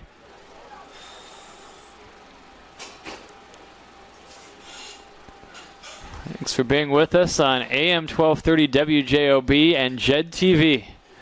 3-2, the count on Andrew Pesci. Here comes the payoff pitch. This is taken for ball 4. It just missed. It broke in a little too late, and Pesci is on. 2 walks in the inning, and that'll bring up Villarreal. It was a nasty pitch there by Dupour, and I was really expecting a ring up there for strike 3, but I guess it missed just a bit inside. Good break for the Oilmen. They got 2 on now with Villarreal up, then Carey, then Top, and there's nobody out. Yeah, runners at first and third for NWI. Villarreal was hit by a pitch his first time. Here comes the stretch from Dupour in the pitch, a bender for a strike, and it's 0-1. No balls and 1 strike. There has been constant action in this game. Base runners on both sides in every single inning of the game. We're at the bottom of the third. Here comes the 0-1.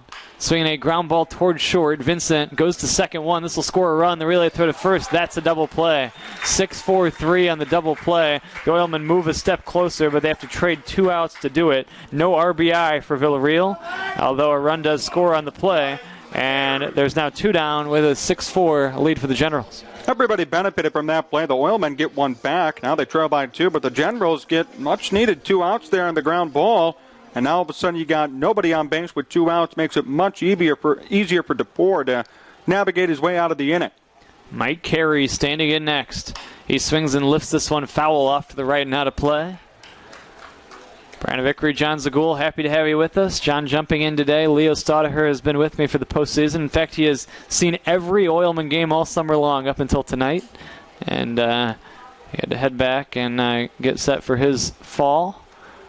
Here comes the 0-1. It's swung on and cracked to right. This is going to be a base hit. Carey sends a single the other way. A 2-hopper in front of the right fielder Veruso. And there's a runner on.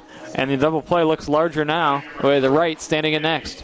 I like the way TJ Merrick constructed the lineup to put Carey at number 9, because Carey is an apt hitter, but you put him there to turn around the lineup easier. This is a guy who's always going to make contact for you and get on base.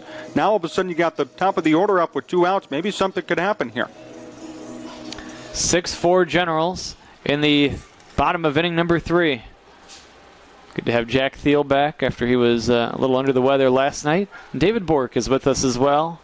AJ Andrew Johnson is our producer. Here's a foul at the plate in the count 0-1.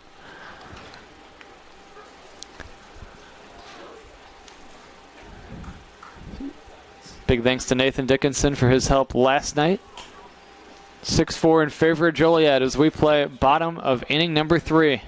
Happy to have everybody along on our broadcast today. Here comes the 0-1. Swinging a ground ball left side. Vincent charging in. He fields it. He makes a running throw to first. It's in time to retire right and the side here in inning number 3. The Oilmen settle for the 1 run. They do it on 1 hit and leave 1. After 3 complete, it's General 6, Oilmen 4 on the Northwest Indiana Oilmen Broadcasting Network. Moms love that Land O'Frost Premium Sliced Meats have no byproducts. Baloney! Let's join the call. Hey, Baloney here. I thought this was a no byproducts call. Land O'Frost Premium, a slice above. To be successful in the roofing industry, you need to be well trained. When our signatory contractors call us to receive a new member, they expect someone that is trained, someone that is qualified, someone that can perform the duties of a journeyman roofer. And that's where training comes in. We have a great facility here. We provide trained and experienced instructors to take you through the different types of roofing systems and specifications.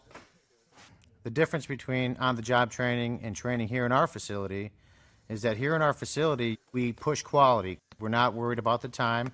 We're not worried about the materials that may be wasted. We're worried about you perfecting what you start. And also, in the areas that you're weaker, to strengthen those areas. The members here at Local 26 and the training that they receive is very valuable. It not only makes you more employable, but it makes you a better worker all around.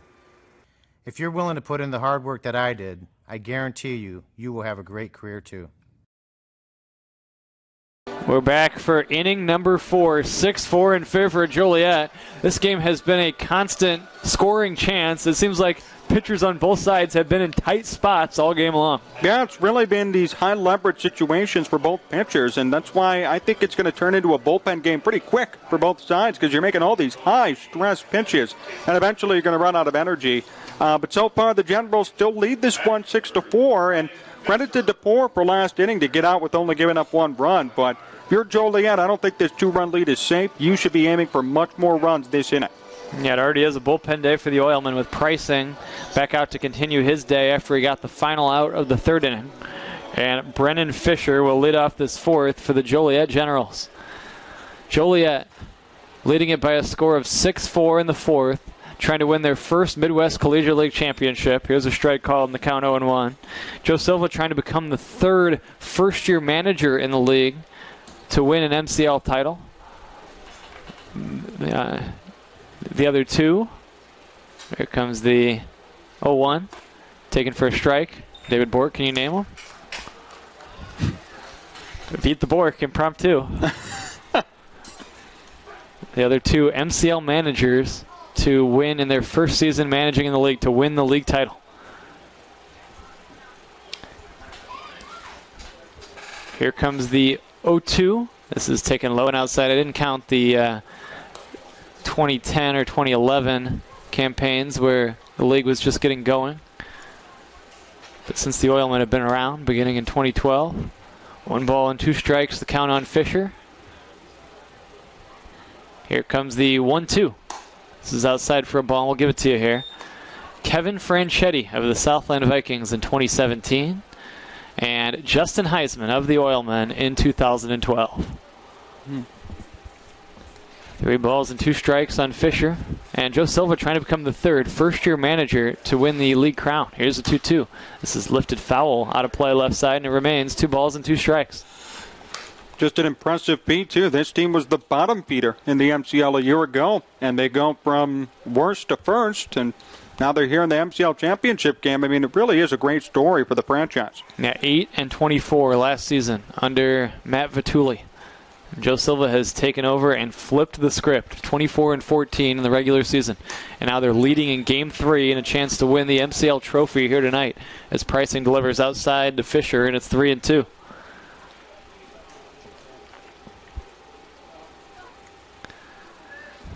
It's the first appearance for the Generals and the 7th for the Oilmen in the MCL Championship Series. Here's the 3-2. Here's a line drive to third, caught by the 3rd baseman, McCormick. A knuckling line drive off the bat of Fisher turns into out number 1 here in the 4th.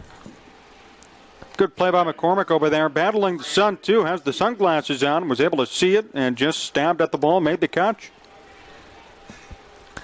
Brandon Matias will stand in. 1 out in inning number 4. 6-4 in favor of Joliet. Pricing comes set and delivers. This is a swing and a slow roller left side. Fumagalli, the shortstop, races in. His throw to first is in time. Out number 2. 2 up and 2 down to begin the top of the 4th. And that's the start you want to an inning, especially if you're pricing finally, getting some quick outs. There are no walks, no errors, no issues. This will preserve him for another inning or two if he can stay at this pace. And this is when you want to face Bryce Vincent. 2 outs and nobody on.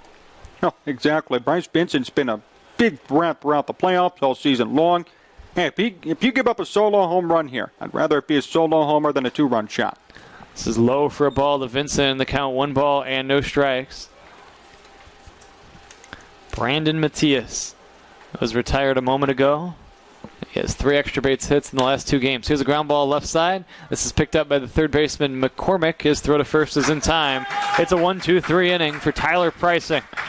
We've played 3.5. It's General 6, Oilman 4 on the Northwest Indiana Oilmen Broadcasting Network. BP's natural gas teams use smart app technology to share data from any well instantly, so they can analyze trends and stop potential problems in their tracks, because safety is never being satisfied and always working to be better.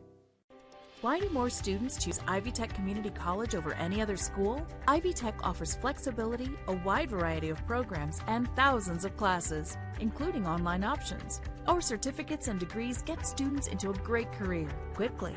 And if you want an affordable path to a bachelor's degree, we have guaranteed admissions programs with most 4-year universities in Indiana. So you can start at Ivy Tech and transfer as a junior. Ready for a great education at the lowest cost? Complete a free application today. Okay, they're going to be hungry for lunch. Oh, you don't buy those pricey tubby things, do you? Sure, why not? Let me share the best kept secret in lunch making. This is Landerfrost Premium. It's 1 pound of meat. You get a full pound in a double zipper Stay Fresh pouch. Now look at yours. So I'm buying more packaging than meat? More meat, better value, and less packaging waste. Landerfrost. Great tasting lunch meat. Find out what you've been missing.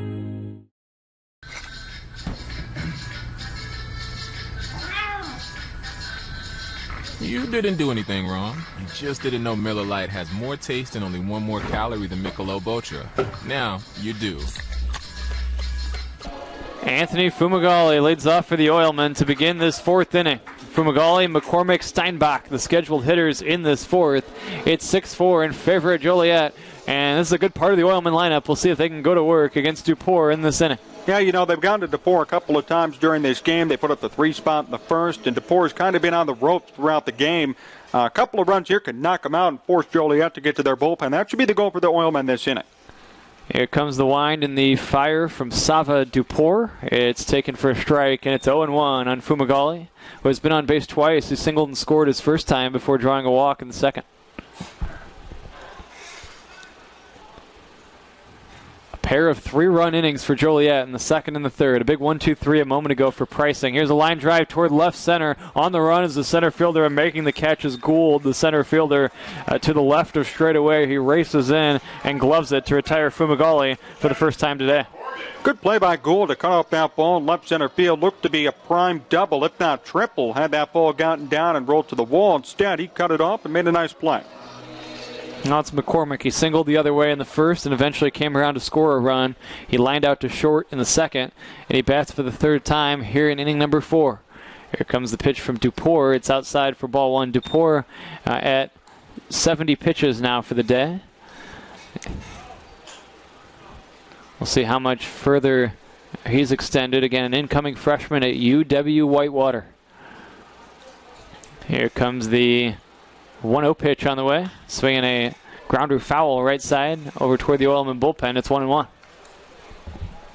Just a credit to McCormick, by the way. I love his swing. Very smooth, very compact, and as we saw earlier today, has the ability to go the other way. That's going to be very good for him once he gets to college. Here comes the 1-1 pitch to him. He swings and bounces this one foul. We're getting to the point in the day, John, where the shadow line is becoming a factor. What are the challenges of this with the mound in the sunshine and the box getting to a point where it's covered up by shade? Well, if I were the Generals, I'd hope for a non-pop-up in the infield or in foul ground, because it's going to be tough to adjust your eyes to being in the sun then being in the shade. 1-2 outside, and it goes to 2-2. It's an unusual start time, a 5 o'clock game here at Oil City Stadium. And they'll become a point later as the game moves along where the sun is a little more of an issue in the outfield. Here comes the 2-2. Swinging a foul into the mitt, and it's strike 3. A tip into the mitt of Cisneros, and that is out number 2. DePore's really settled in this inning. He's done a good job so far at just, being composed. I mean, this is the cleanest inning he's thrown so far today, and if he could continue at this pace, he could probably help himself out and pitch 1 or 2 more innings for the Generals. 2 outs and the base is clear for Steinbach. And we mentioned we hadn't seen any quick innings all night long. The top of the fourth, was a 1-2-3 inning.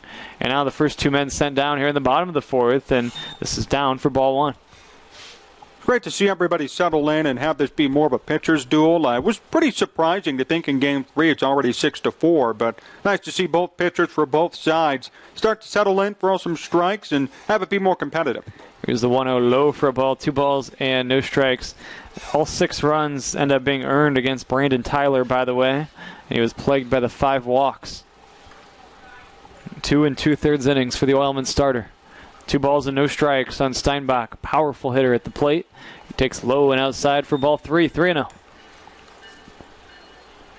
And the last thing you want to do if you're DePore is walk a guy with 2 outs and just have this inning continue. You want to conserve yourself and last more innings. You could use an out right here.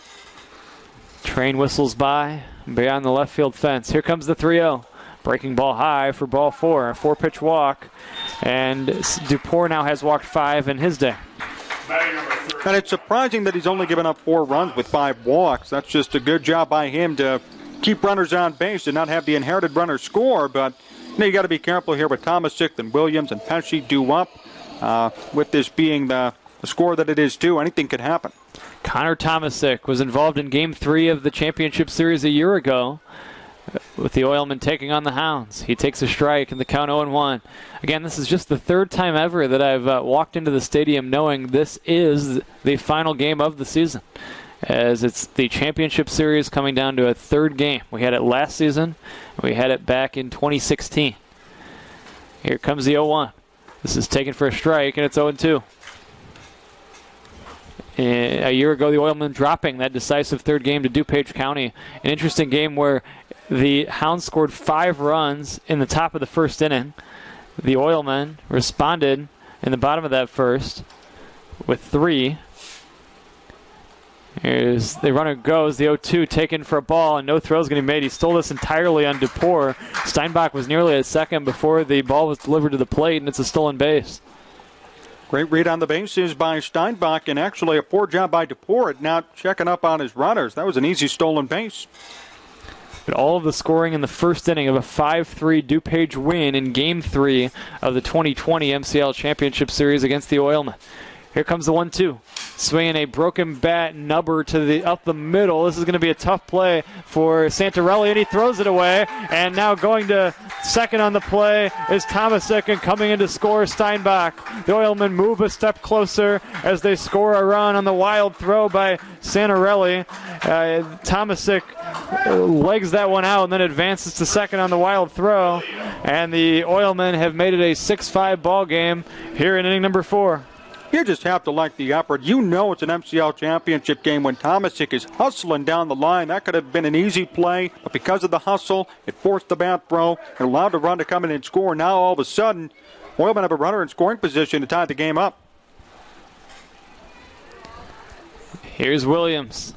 Here comes the pitch outside for a ball, wild pitch, and advancing to third safely is the runner Tomasic.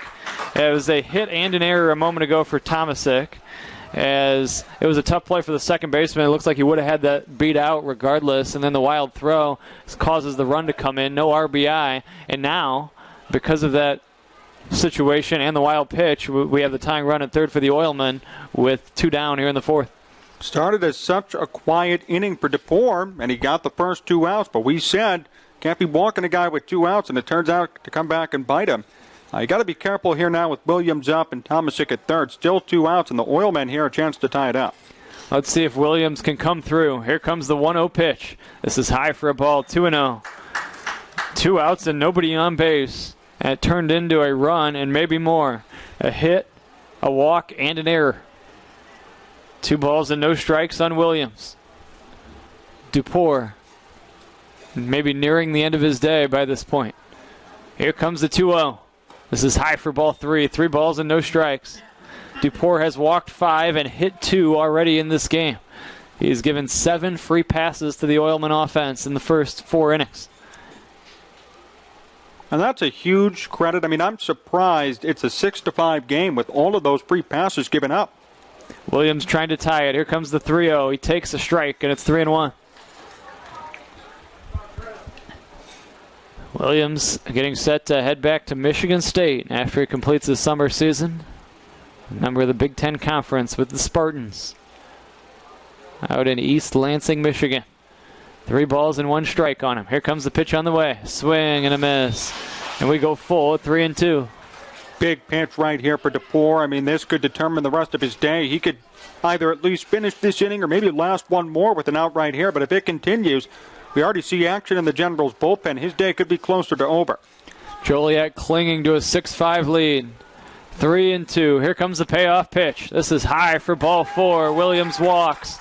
Runners at first and third for the Oilmen. Andrew Pesci is due up next. The question is, do you let Dupour finish up this inning? And as of right now, it looks like it, but Adam O'Malley was walking around in the dugout. And you got to be very careful here with Pesci. Runners at the corners. All of these pitches, by the way, too, have been high stress, and I would actually be surprised if Dupour's in come next inning. Too many high stress, high leverage pitches for him today. 2 outs and runners at first and third. 85 pitches for Dupour here this evening. Here comes the first pitch. Swing and a miss. Tipping into the mitt of Cisneros was Pesci in the count 0-1.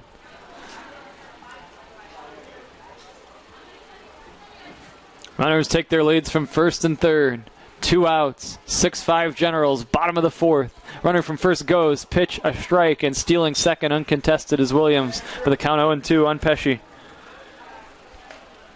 Now a base hit could give the Oilmen the lead. They trail at 6-5 in the 4th, and Dupour just trying to give it everything he has left in the tank, knowing this could be his final inning. Trying to keep his team in front, with Joliet clinging to a 6-5 edge. The runner at third, Tomasic, and now it's Williams in scoring position at second. The 2-strike pitch, low for a ball, 1-2.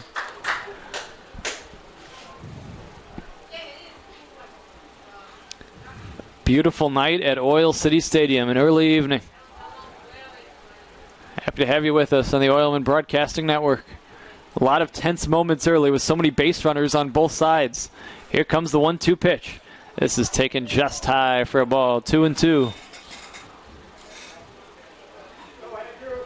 This started with 2 outs and nobody on base. The Oilmen have scored once in this inning and would love a 2-out hit from Pesci, who's 0 for 1, does have an RBI on a fielder's choice bouncer and drew a walk so far here tonight. 290 hitter during the regular season. The deuce is wild. Here comes the 2-2 pitch. He fouls it, and we'll do it again. 2 on, 2 out, 2 balls, 2 strikes. Pesci trying to drive into with his next swing.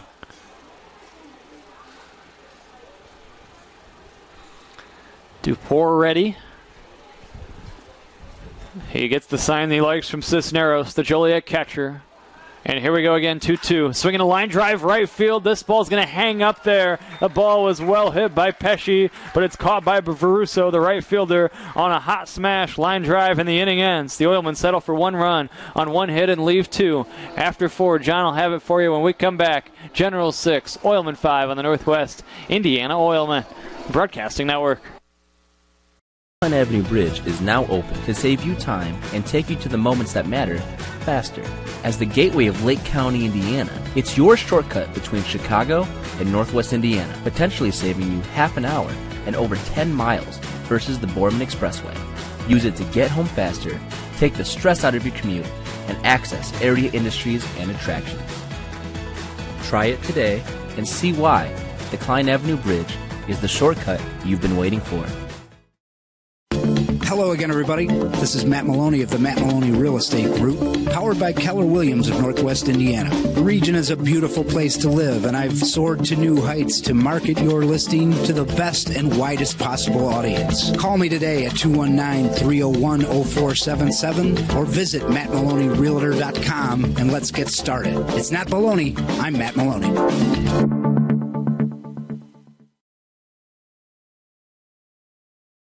It's easy to feel a sense of gratitude here in Indiana because there is a whole lot to be grateful for.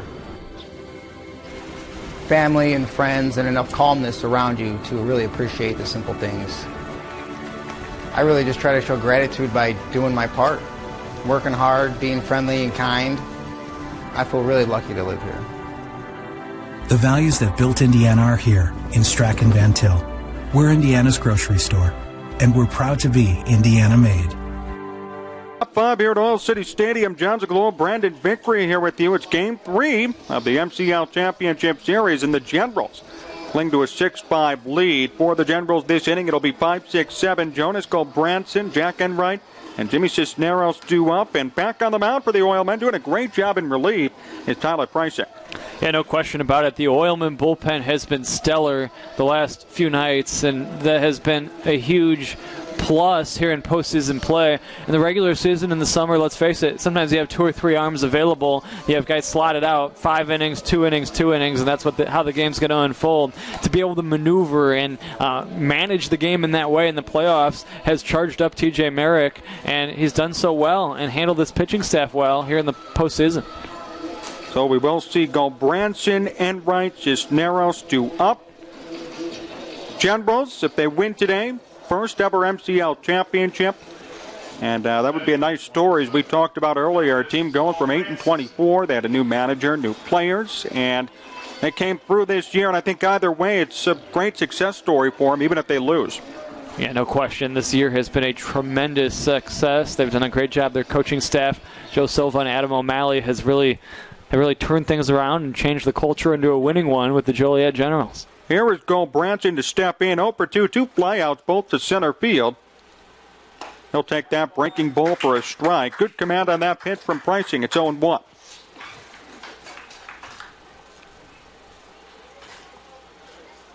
Kick and the pitch.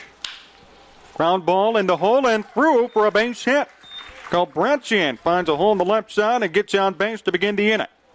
Yeah, leadoff single. Goldbranson was 0-for-2 on the day. It flied to center twice, but he does a nice job there just poking one into left. And we've seen leadoff base runners throughout the day, and we'll see how Preissach responds to that one, as there's just been no shortage of overall base runners in this game tonight. That'll bring up Jack Enright, 1-for-2, single and a fly out to his name. Now the first pitch. A tip into the glove for strike one. Aggressive hack from Enright. He came up short. Goldbranson a good lead at first base. We could see him moving. 6-5 the score, a 1-run lead. And as we've seen today, no lead is safe in this one. That's a hit by pitch. Enright plunked. He heads to first. First 2 batters out for the Generals this inning. Preissach worked a 1-2-3 in the fourth and looked really smooth in doing so, but a hit and a hit batter here have created another precarious spot. And you have to think a lot of times about not only how many pitches a guy is making, but how stressful these pitches are and how taxing that can be as you move forward. I think every pitch by both pitchers today, or all 3 for both teams, have been extremely stressful. Here's Cisneros, 2 on. Take high for a ball, and it is Game 3 MCL Championship. That adds to the stress, but overall there's always been runners on base, and these pitchers have had to find ways to work out a jam seemingly every inning. Here's the 1-0. Down low for a ball. Yeah, obviously it's twofold. It elevates your pitch count, and again, it's just the stress level of those pitches. And I do think there's kind of an unquantifiable there of how taxing that can be in shortened outings when you have a lot of stressful moments. The 2-out. Line drive into center. It gets down for a base hit. Everybody holds up. Base is now loaded as the throw's cut off by Steinbach near the mound. Yeah, Joe Silva's been a little conservative. He throws up the stop sign at third. TJ Merrick talks about how aggressive he is, and that was the case yesterday where the Oilmen had a runner thrown out at home and eventually out on appeal at least. We've seen the Oilmen aggressive over the course of the season and over the course of the series, but a few smart holds, I think, by the Generals to keep runners at third in this one here tonight. That'll bring up Santorelli. Came in as a pinch hitter back in the third. He's 1 for 1 with a base hit. Bases loaded. 6-5 Generals. The pitch. High for a ball. Double play depth up the middle for NWI. The corner's in.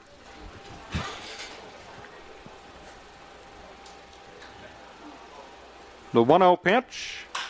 Line foul.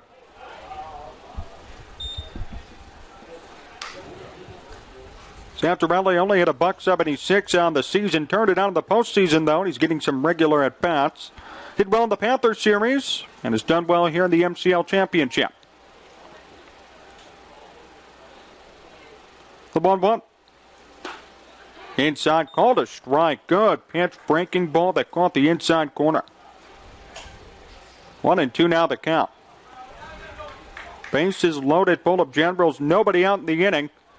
Very tough spot for the Oilmen. The 1-2. Blown up in the air. Shallow left.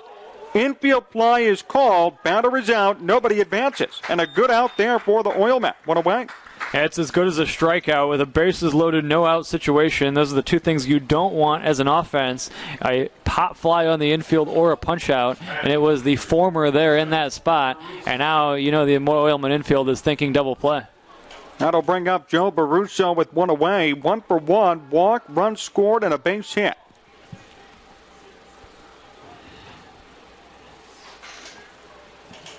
Now the pitch from Price. Outside for a ball. Baruso just hit 200 on the season, but he's turned it on here in the playoffs.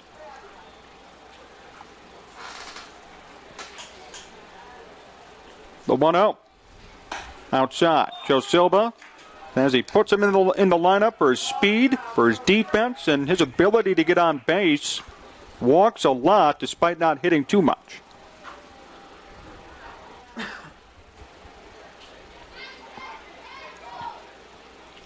A 2-0. Line drive, base hit. 1 run is in. And that'll be all. As the throw is taken at the plate, it's a single. It's an RBI at 7-5. Bat flip single there for Baruso. And the Generals are pumped up, and they add on to the lead here. A sharply hit ball. It was hit so sharply that prevented them a chance for scoring the second run. Everybody moves up 90 feet, and a good strong throw came in from Williams. That normally a catcher has a good strong arm, and it limited the damage to 1 run, at least for now. That'll bring up Gould. 1 for 3 with that 3-run inside the park home run. 7-5 Generals. Takes high for a ball.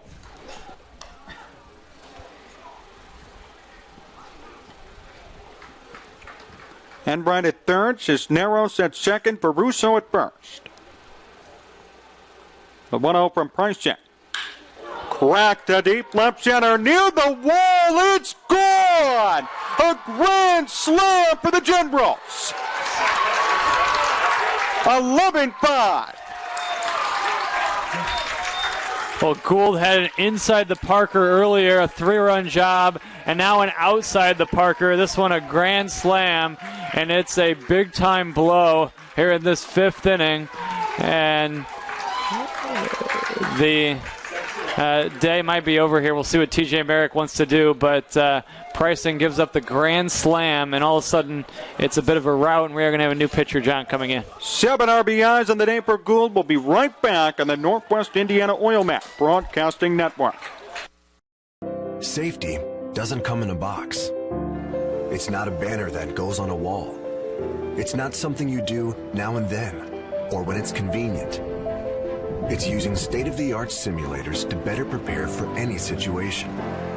It's giving offshore teams onshore support, and it's empowering anyone to stop a job if something doesn't seem right. At BP, safety is never being satisfied and always working to be better.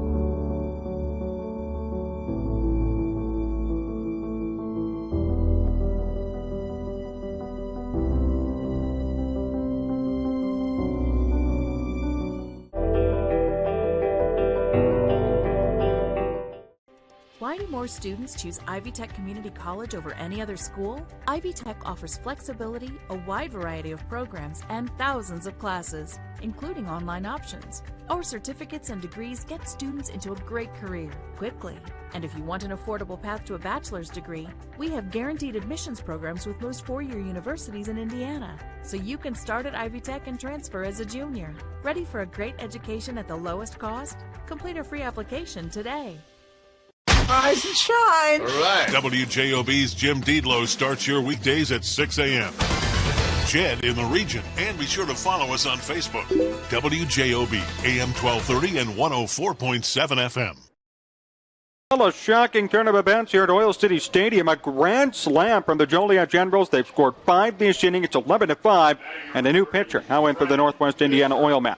Yeah, left-hander Tom Konzemius is in here, John. He is in for the second straight night. We saw him pitch a flawless inning, 11 pitches last night, striking out 1, all the rest zeros in his outing last night against these Generals. You can close the book on Tyler Pricing, an inning and 2/3, 6 hits, 5 runs. They were earned, no walks, no strikeouts, as his day comes to an unfortunate end with the grand slam off the bat of Gould a moment ago. That'll bring up Brennan Fisher. Fisher, Matthias Benson 2 up, only 1 out this inning. Lefty on lefty matchup. Fisher 0 for 2. The kick and the pitch from Konzemius. Inside for a ball. Konzemius was not happy with T.J. Merrick yesterday for removing him after the 1-2-3 inning, and the two were laughing about it today. They had some tense moments between the two of them yesterday, but they have a strong relationship, and it's all good. 1-0 the count. Lone and foul out of play. Now, but MCL Trophy signing. Trophy is here. A few General fans, maybe a little premature celebration with the trophy. We've got a long way to go, John. No lead is safe, as we've seen. 11-5 really doesn't mean much here in the middle half of this game. The 1-1 to Fisher. Outside for a ball. 2-1.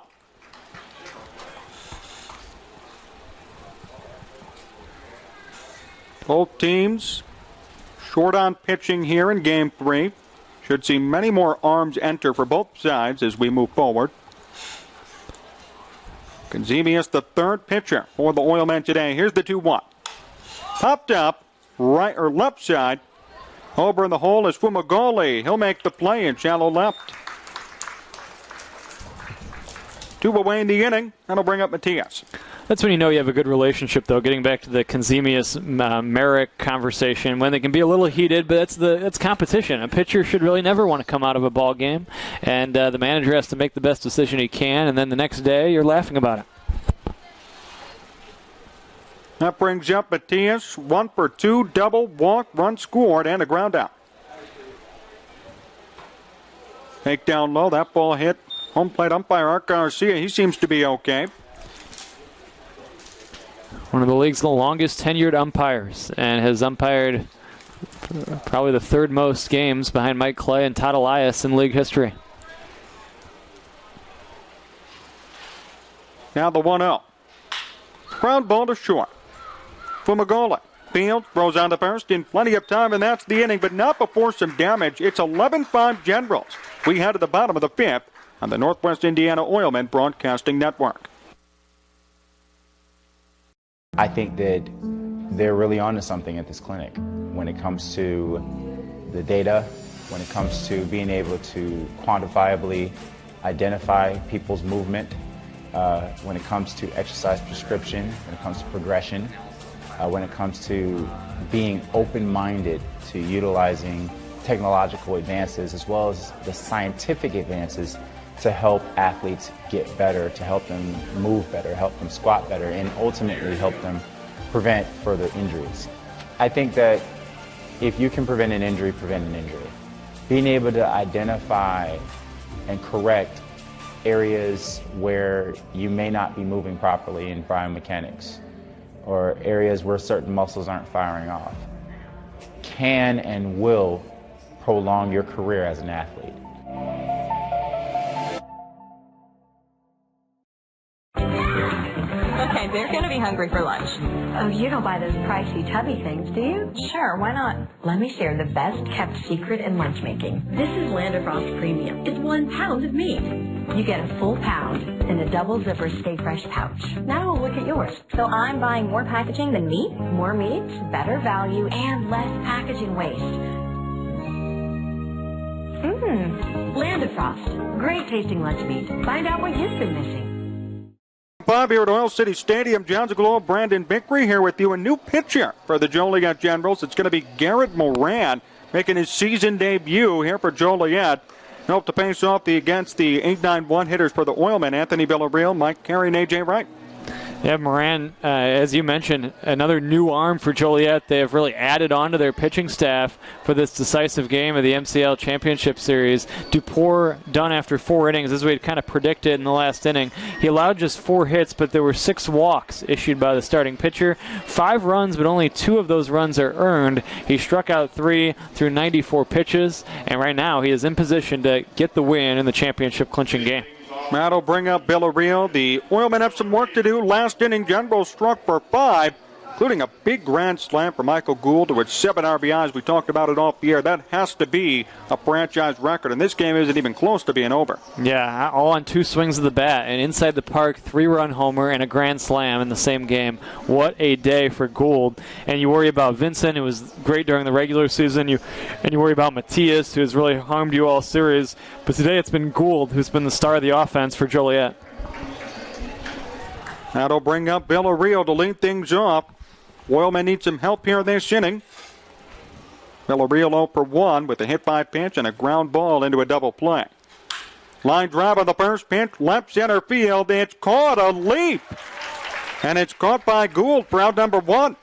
Yeah, nice play by Gould to add to his big day. And then not only with the bat, but with the leather as well, as he gets over there and leaps and makes a nice catch. I thought this was ticketed for the gap off the bat of Villarreal off the bat, but it turns into, instead, an out. That brings up the Andrew High School product and Tinley Park native, Mike Carey. 1 for 2 today. Blew out to right field, also as a base hit. Also my former high school teammate. Had to throw that in there.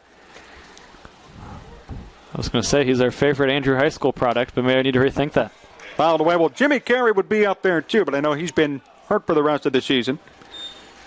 Played with both of them back at the varsity level in high school. 0-1 the count. Ground ball right back up the middle. Vincent cuts it off. The throw on to first base is in time. What a play by Vincent up the middle. Yeah, both these off the bat I thought were hits, and instead it's 2 up, 2 down to start this 5th inning with some nifty defense played by the Joliet Generals. That brings up A.J. Wright. 2 quick outs. As you said correctly, Brandon, both hard hit balls, both you thought were going to be hits. And instead, great plays by Gould and Vincent to start off this inning. First pitch to A.J. Wright, hit out to right field. Baruso there, and he makes the play. A 1-2-3 inning for the General. They lead 11-5. We head to inning number 6.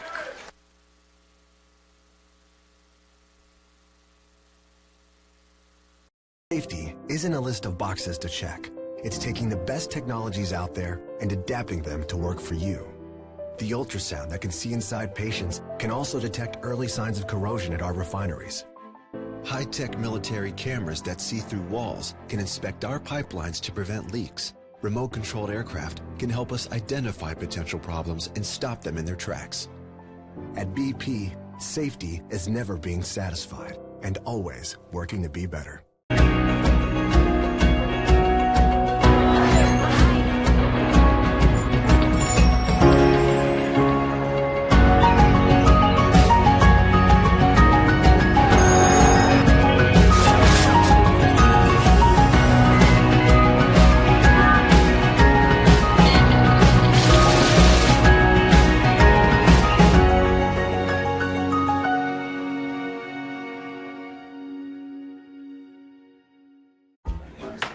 Welcome. Today's discussion will be around sliced meat. Moms want healthy and affordable. Land of Frost Premium. It's the only protein I've really melted with.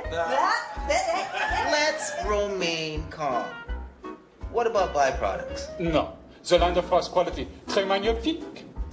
No added hormones either, which moms love. Hey, sorry I'm late. I was spread a little thin. Land of Frost Premium, a slice above. Back at Oil City Stadium with John Zagul, Brandon Vickery back with you, and David Bork and Jack Thiel are with us as well, and Andrew Johnson is our producer. We take it to inning number 6. It's 11-5 in favor of Joliet. Tom Conzemia is still working for the Oilmen, but a 5-run 5th inning with all of those runs being charged to Tyler Pricing is right now the big frame of the game, turning what was a tight 1-run battle into an 11-5 blowout right now in favor of Joliet. Yeah, it was really shocking. I was surprised to see Gould go deep, and he just got a hold of the ball to deep left center, went right over the BP banner and the Land of Frost banner out there. And, at this point, if you're Northwest Indiana, just you got to limit them here. Can't give up any more, and you have to chip away with some time left. Oilman came within 2 outs of winning the title last night, and Joliet tied the game in the 9th and eventually won it in the 10th. This pitch is high for ball 1. But now it's the Generals that are going to begin their countdown of outs here shortly as they lead the game by 6 runs in the 6th inning. And Conzemius is just trying to prevent any further damage with Vincent, Gulbranson, and Enright due up in this inning. Here comes the 1-0. This is taken high for a ball, 2 balls and no strikes.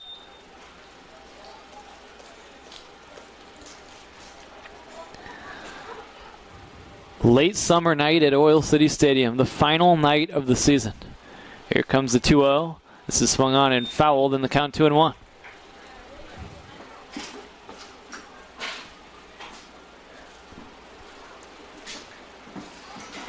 Two balls and 1 strike. Vincent backing away here. He fouled that one off his foot. He's going to be good to go, however. Take an extra minute or 2 here. It's the final night of the year. It's always kind of a sad, bittersweet experience. It's another summer in the books, and you kind of driving to the park, think about all the memories over the course of this summer season, and the fact that this is it. Now the summer's over, and the baseball season for the Oilmen for this season is coming to an end here tonight. Here's a foul, and it's 2-2. I took the long way here for nostalgia's sake today. So, did you? I did. 2 balls and 2 strikes. It's the last game of the year. You have to soak it all in. 2-2 on Vincent. Here comes the break-even pitch. Low and in for a ball. Blocked by Pesci. The count goes full at 3-2. But it's another summer come and gone, and it's amazing. This wraps up the 10th season of Oilman baseball here tonight. And a lot of memories over those years, and a lot of memories this summer in the Midwest Collegiate League. Here's the payoff pitch. Low and inside. It's a leadoff walk to Vincent. Not the start you want if you're Conzemius. I mean, at this point, it's a 6-run game. You want to try and limit that damage.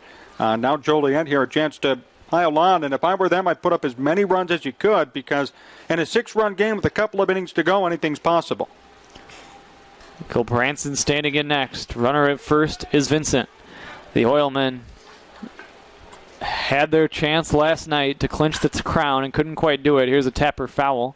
Count 0-1. But I said early on in the game last night, John, that I thought it was a very slim chance that the Oilmen would win by a score of 3-2. They needed to tack on. They were going reliever after reliever, and somebody was bound to give up a tally somewhere in there. It was going to be hard to cling to a 3-2 win unless you are riding a horse who's going to go 7 or 8 innings. Then that's when maybe you get that low-scoring win. But pitcher after pitcher, it's hard to piece that together and win by that score of 3-2. They had chances to tack on. I think that was the key last night.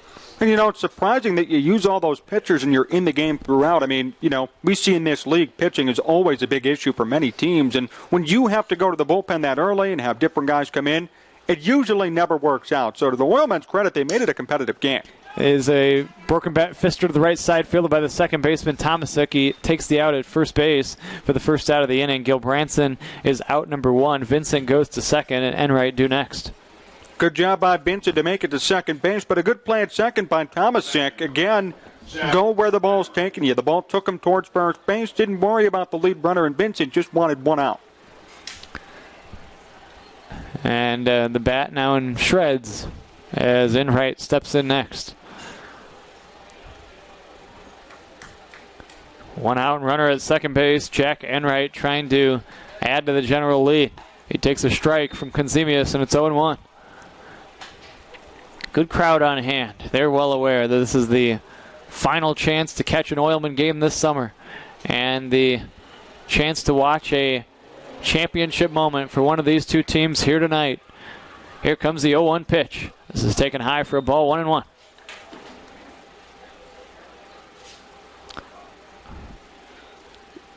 Tyler was hurt by 5 walks, the starting pitcher, in 2 2/3 innings.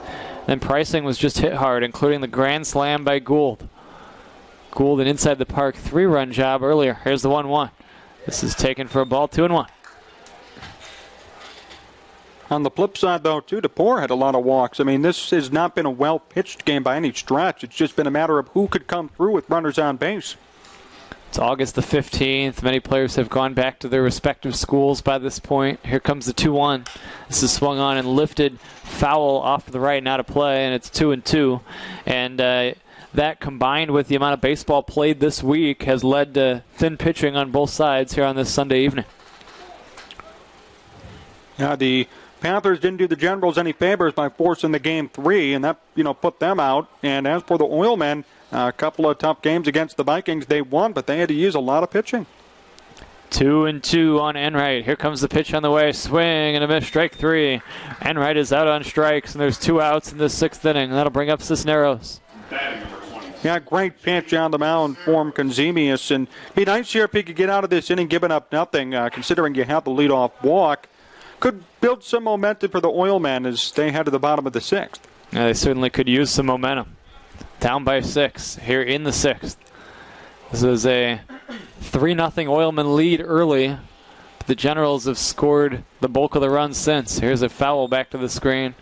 Scored 11 of the game's last 13 runs after the 3 spot in the first for the Oilmen. Oilmen took batting practice in the cages again today. As of the midway point in the year, TJ Merrick just started doing it in the cages each and every day, and he saw that lead to a spike in productivity from the offense. They stopped doing on-field BP. Here's the 0-1. It's a strike, and it's 0-2. And personally, I hated this move, but that's only for selfish reasons, as I really enjoy, as I have for many years, leaning by the dugout and witnessing batting practice and chatting with guys as they come in. I don't enjoy much going out by the cage. I usually do not. Here comes the 2-strike pitch. This is taken high for a ball, 1-2. But there was good reason behind it, as TJ Merrick finds that guys are swinging for line drives more so out in the cage. He was tired of watching guys try to have home run hitting contests during batting practice, and he thinks it's led to more productivity offensively since BP has permanently shifted into the cage. Here's a drive to left center. This ball's going to get down for a base hit around third, and scoring on the play is going to be Vincent Cisneros, a run-scoring single, and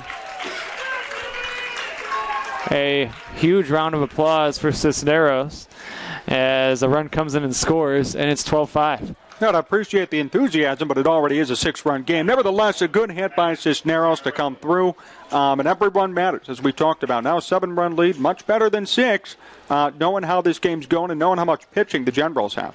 Good crowd on hand, including a lot of General supporters who have made their way to Oil City Stadium for this potential clincher on both sides. Matt Santarelli standing in next. Here's the pitch on the way, and look out, he's hit by a pitch. We were talking, though, about, John, the move to go fully in the cages for BP by T.J. Merrick rather than hitting on the field pregame.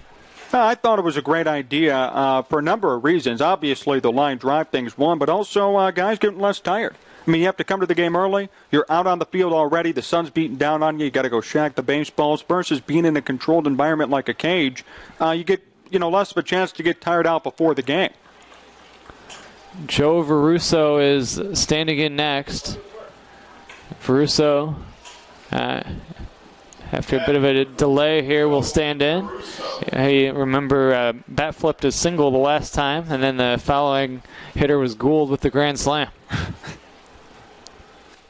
Lefty on lefty here with runners at first and second and 2 down in the inning. 12-5 in favor of Joliet. Conzemius, who had a conversation with Art Garcia a moment ago, delivers the first pitch. This is low for a ball, and now trying to advance on a dirt ball read and doing so safely is Cisneros. It goes as a wild pitch, and holding it first is Santarelli. I think something we've seen from both sides all game is great base running. Both sides having great instincts at waiting for the ball to go in the dirt and then reading it perfectly and deciding when it's time to go and when it isn't. Cisneros, a great job there recognizing the ball would skip away a bit more, and he got to third. The lights have not yet been turned on here at Oil City Stadium. They may be shortly. Here comes the 1-0, low and outside for a ball. 2 balls and no strikes.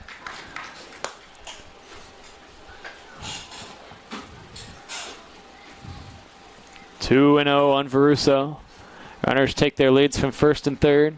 12-5 in favor of the Generals. Here comes the 2-0. This is low and outside for a ball. 3-0.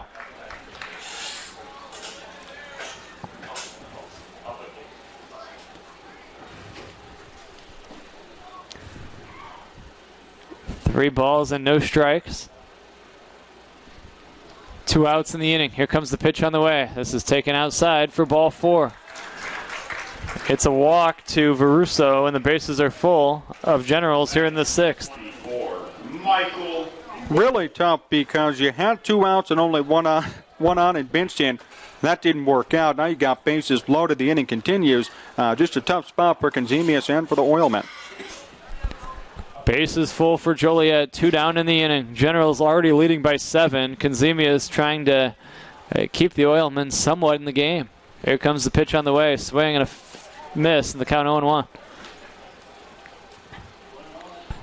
Hey, you really need to get out of this jam. Give it up nothing. Ideally, keeping it a 7-run advantage at least. You have time as the Oilmen to come back. Gould already with 7 RBIs on the day, and he bats with the bases loaded here. Here's the 1-strike pitch. Swing and a miss, and the count 0-2.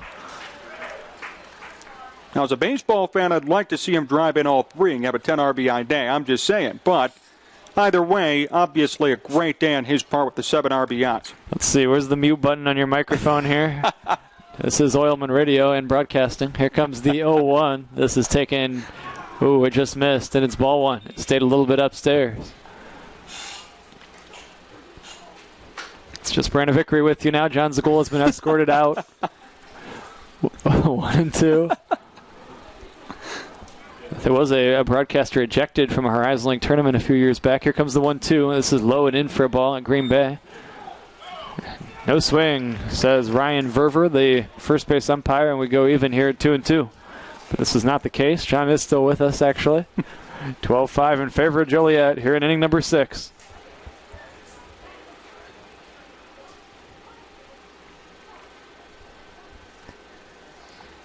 Joliet has scored 12 times, and we are only in the 6th inning.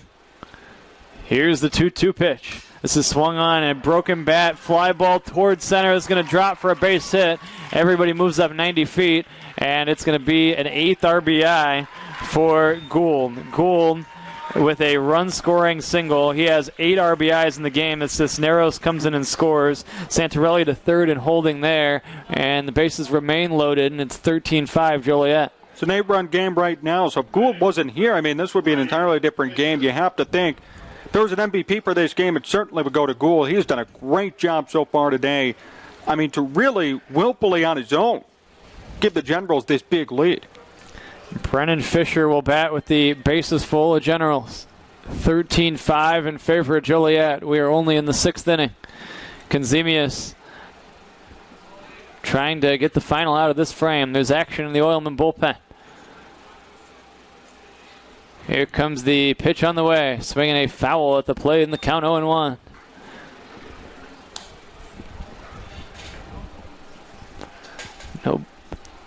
No balls and 1 strike the count. 0-1. 2 outs, bases full of Generals. 13-5 in favor of Joliet. Here's the set. And the 0-1 pitch.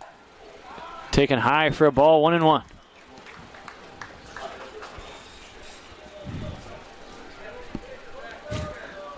$13-5 the score. 4 crooked numbers for Joliet. They got 3 in the second, 3 in the third, 5 in the fifth, and 2 so far here in the 6th. 1 ball, 1 strike the count. Here's a pitch from Conzemius. Lefty on lefty. Low and outside for a ball, 2-1. Yeah, Conzemius just kind of all over the place, and I don't blame him. You have to be flustered in this situation with the bases loaded and 2 outs and all this happening and you trying to keep this game in reach for the Oilmen. It's a tough task for sure, and I think he's done the best job he could in this situation. 2-1. Here's a pitch from Conzemius. Swinging a fly ball foul off to the left and out of play. A lot of young fans have been at the ballpark all weekend long. Final night of the season here in 2021. Our final broadcast of the year. 13-5 in favor of Joliet. The trophy is in the building, but if the Oilmen want that to be theirs, they're going to have to mount a big-time rally.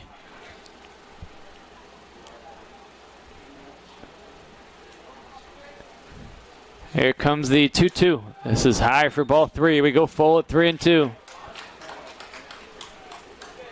There's nowhere to put him here. It'll be a merry-go-round of Generals in motion on this 3-2 2-out pitch to Brennan Fisher.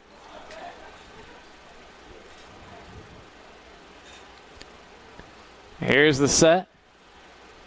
And the payoff pitch. Swinging a ripped foul at the plate, and we'll do it again.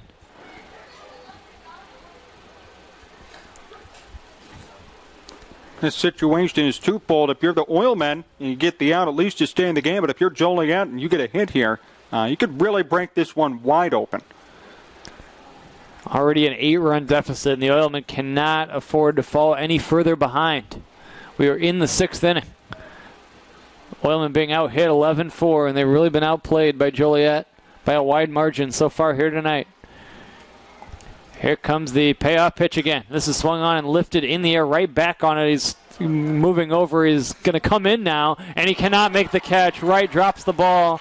The Oilman center fielder had a hit off his glove. He cannot make the catch. It's going to be an error on the Oilman center fielder, and the base is clear. And the game is a rout if it wasn't already. It's 16-5 Joliet. Looks like Wright just misplayed it.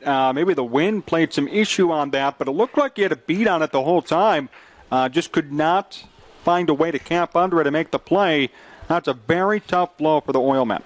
TJ Merrick to the mound, and I think he's going to make a change right here. We're going to take a timeout. We'll come back with the continuation of this 6th inning. 16-5 Joliet on the Northwest Indiana Oilmen Broadcasting Network.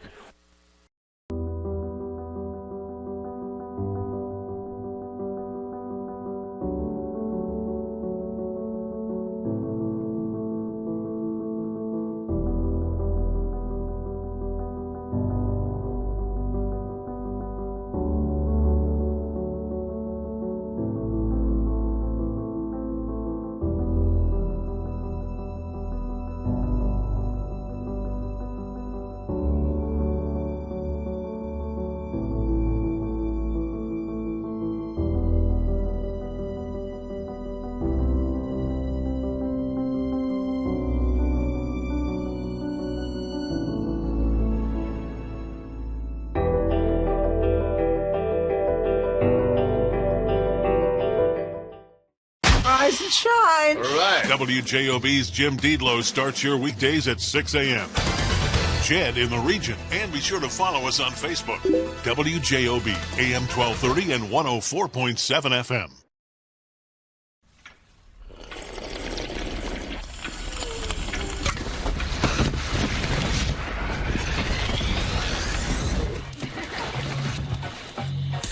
Don't you think? Definitely.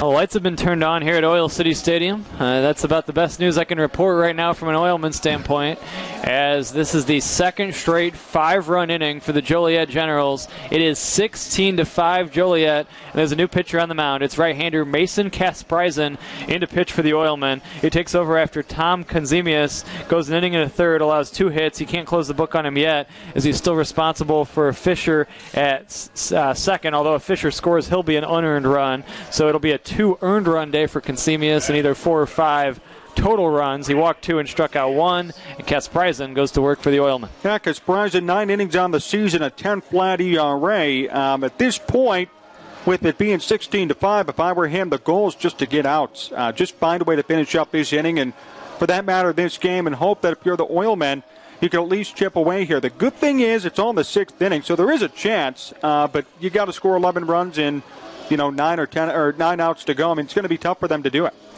Oilmen have had 11 run innings before in their history, so they have 4 innings to do that here.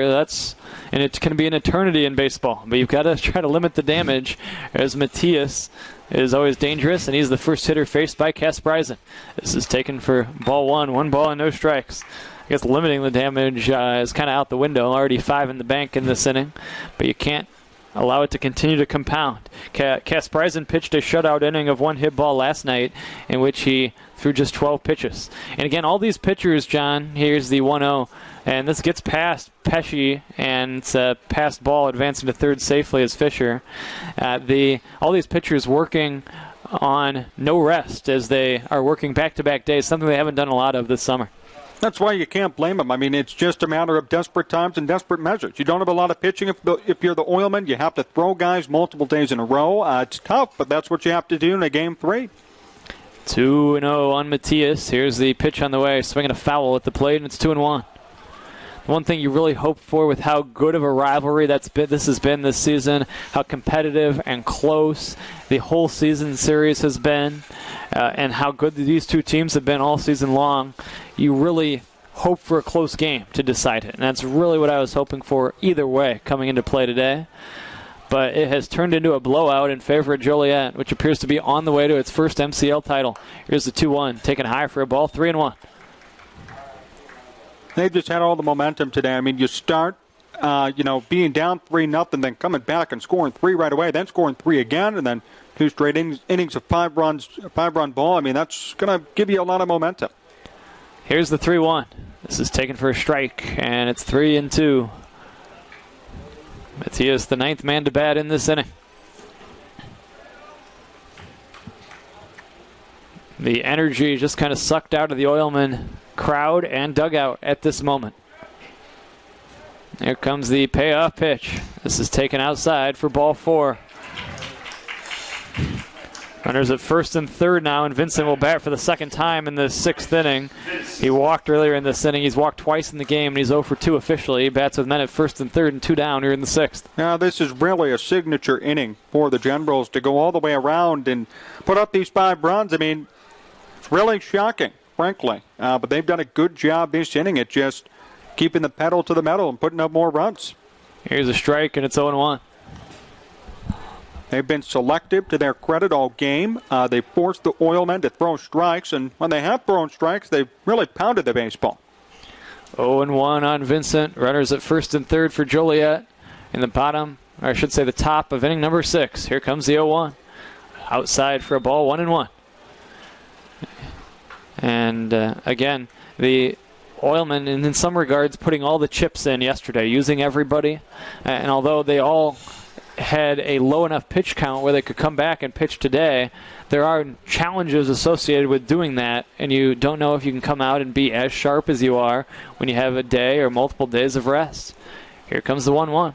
This is taken for high for a ball, 2-1. That's why there's no need to blame anybody in this situation. If you're the Oilmen, you did everything you could all year to get to this point, and you sacrificed a lot of pitching yesterday to try and win the game and win it outright. So just a tough situation and a good learning experience for sure. Here's a 2-1 to Vincent. This is inside 3-1.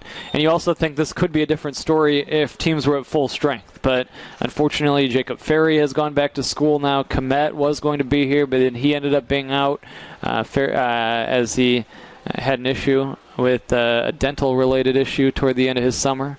3 balls and 1 strike the count. Here comes the pitch on the way, swinging a foul at the plate, and the count is 3-2. And you had several other key bats in this Oilman lineup that you have lost. And on the pitching staff, you lost some as well. You lost guys like Bimby and Westfall that went back earlier, were shut down due to innings limits or whatever the case was. Tom Egan as well. He was injured, actually. Here's a pitch high for ball 4. Now the bases are full. And initially, the Oilmen wanted to start Nick Mikatinik tonight, even as of last night. He's been battling that wrist issue, though, and he is available for 1 inning tonight. So then T.J. Merrick decided to not have him try to start the game if he was only going to be able to go 1 inning. He pitched 1 inning last night. But even though he's been pitching out of relief, you essentially lost him from your starting rotation as well. Here comes the pitch on the way. It's a strike. Now, on the flip side, let's be fair. The Generals have lost people, too, so you can't use that as a crutch or an excuse. And it's Joliet outperforming the Oilmen tonight and leading at 16-5. Gil Branson batting with the bases full of Generals. They already lead by 11, and they have a chance for more. They've already scored 5 times in the 6th inning. It's their second 5-run inning, and he went too far here at strike 2. Art Garcia made the call, and they have 4 of the 6 innings in which they've scored 3 runs or more. It's a recipe for success if you consistently post big numbers. 2 outs and 2 strikes. Swinging a tapper foul, and the count remains 0-2. This Generals team just won't go away. I mean, even a pitch like that, they're still being aggressive at the plate. The same approach is there, even though it's a 16-5 game. You might as well think it's a 0-0 game at this point. They are ultra aggressive right now. And that's been a big reason why they've piled on all these runs. 0-2, 2 outs. Here comes the pitch on the way. Swung on and popped up. This is in foul territory. It's Pesci underneath it, and he gloves it. And mercifully, the inning is over. But not before big-time damage done. As the Generals score 5 more, they do it on 3 hits and leave the maximum after 5.5. It's 16-5 on the Northwest Indiana Oilmen Broadcasting Network. Remember, everyone, tune in from 3 to 5 p.m. Monday through Friday for the Region Rush Hour with Tony Panic and Sam Michael. Well, Sam Michael and Tony Panic. Well, yeah, Tony Panic, you know what? We'll talk about it. Tune in, everybody. There's a shortage of roofers across the country. Here at Roofers Local 26, our signatory contractors are in need of a well-trained workforce, and it's our job to provide that workforce.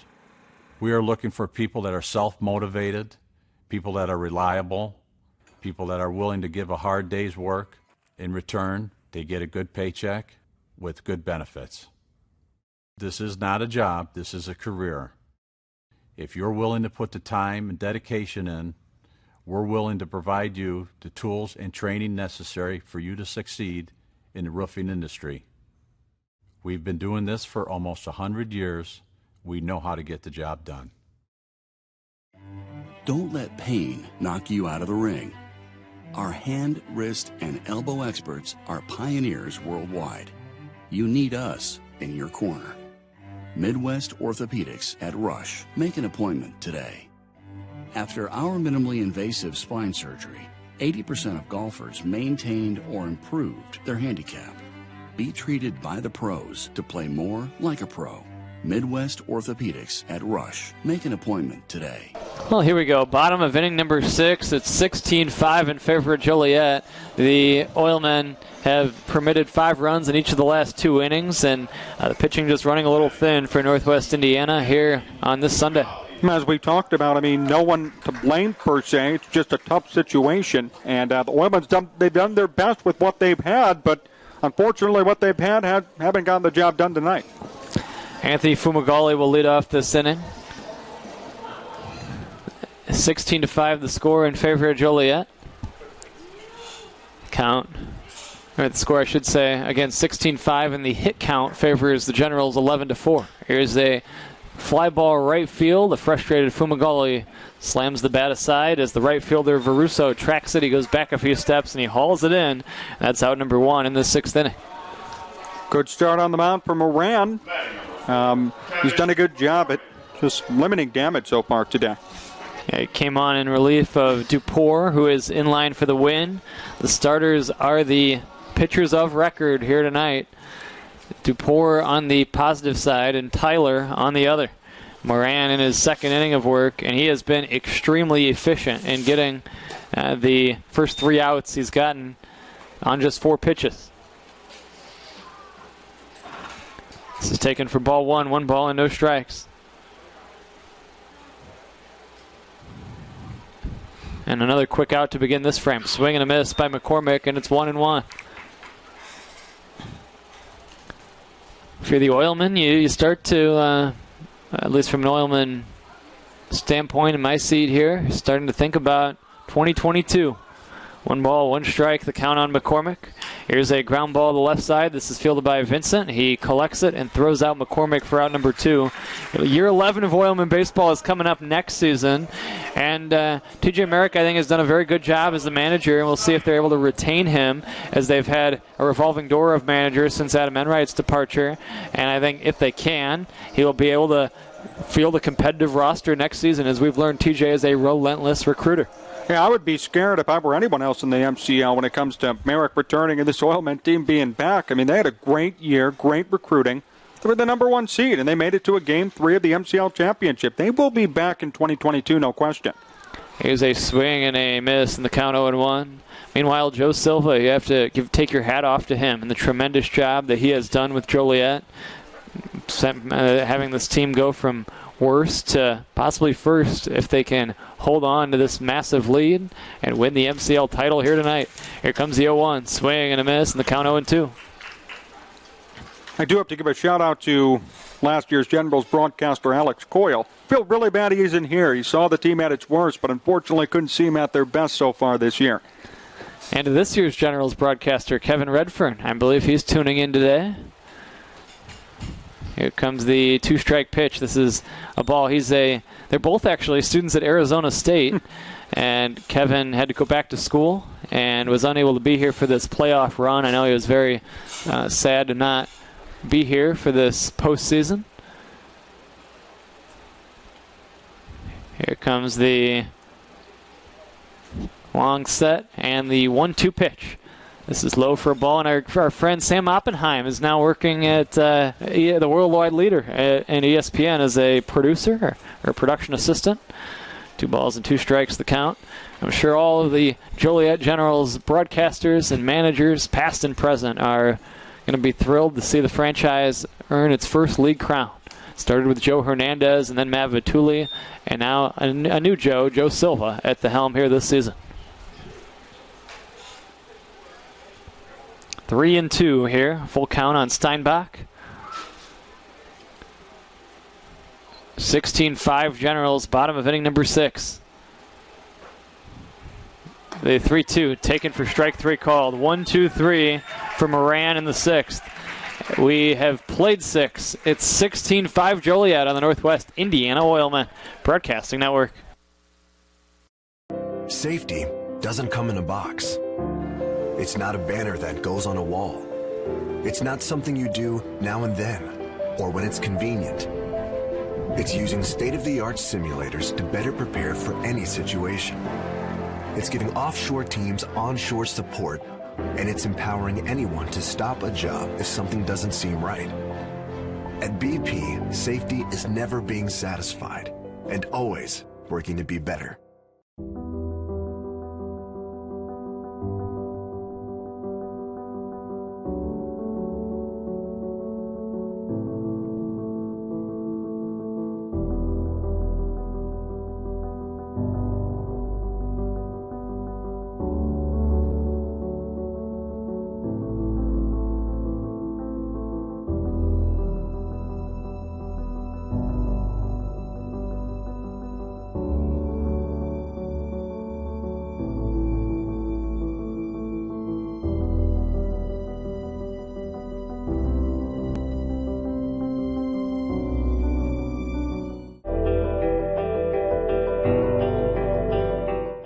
a student headed to college this fall? If so, you probably have questions, and the best place to find answers is Ivy Tech Community College. Ivy Tech is in your community and offers hundreds of options. Best of all, our tuition is a fraction of the cost of other colleges. Complete a free application today. Back we are. As I Want to Dance with Somebody by Whitney Houston.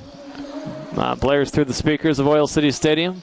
It's 16-5 in favor of Joliet as we reach the 7th inning. Kasprisen will work here in this 7th frame, and the Oilmen right now are in trouble. They have 9 outs left to work with and 11 runs to get, but these outings important to each individual, and each at-bat still important. This is their final chance to tune up and get some work in before they head back for their respective fall camps or fall seasons, and then eventually the spring season. Yeah, at the end of the day, it's all about development. This whole league prides itself on giving guys a chance to develop, get more at-bats or more innings in during the summer.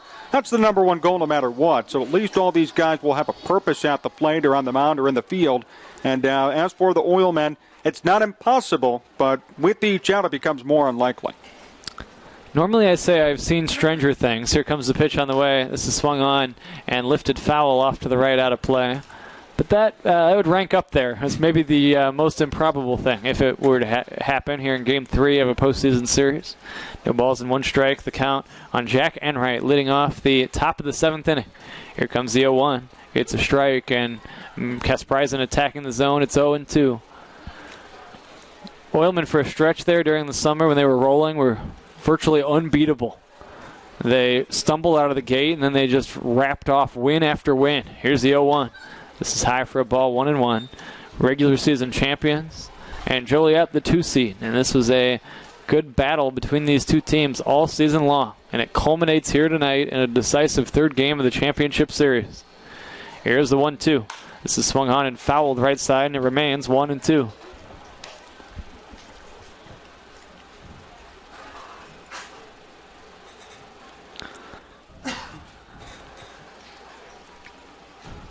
They're creeping up on the 2.5-hour mark. We're in the top of inning number 7. Has not been a quick game by any means. Here comes the 1-2. It's a tapper foul, and the count remains 1 ball and 2 strikes. When you think back to this Oilman season, there have certainly been some fun moments walking off against Southland in the semifinal series. Some good battles with those Vikings over the course of the year, and the games against these Generals over the course of the regular season as well. 1 ball and 2 strikes the count. Here comes the pitch on the way. Taken for a ball. The play of McCormick, the play of Ferry, the play of Komet when he was with the team. The pitching of Lolito and of Egan and of Mikatinik when he was healthy. And perhaps foremost, here comes the 2-2 pitch. Swing and a miss. Kasprisen strikes out Enright for out number 1. The record set by Jack Guzik and what he did over the course of this summer, setting the career and single-season strikeout records. And it might be the last time he ever puts on a baseball uniform after a 3-year Oilman career. Yeah, that's such an impressive feat. And those situations are always tough to watch. I know last year when I was with the Panthers, Reggie Brock put on a uniform for the last time, too. Very emotional in that last game, and I'm sure it was the same for Guzik. This is high for a ball. On the count, 1 ball and no strikes. He was presented with a life-size poster of himself by Oilman owner Don Popovec after the game last week. 1 ball, no strikes on Cisneros. Here comes the pitch on the way.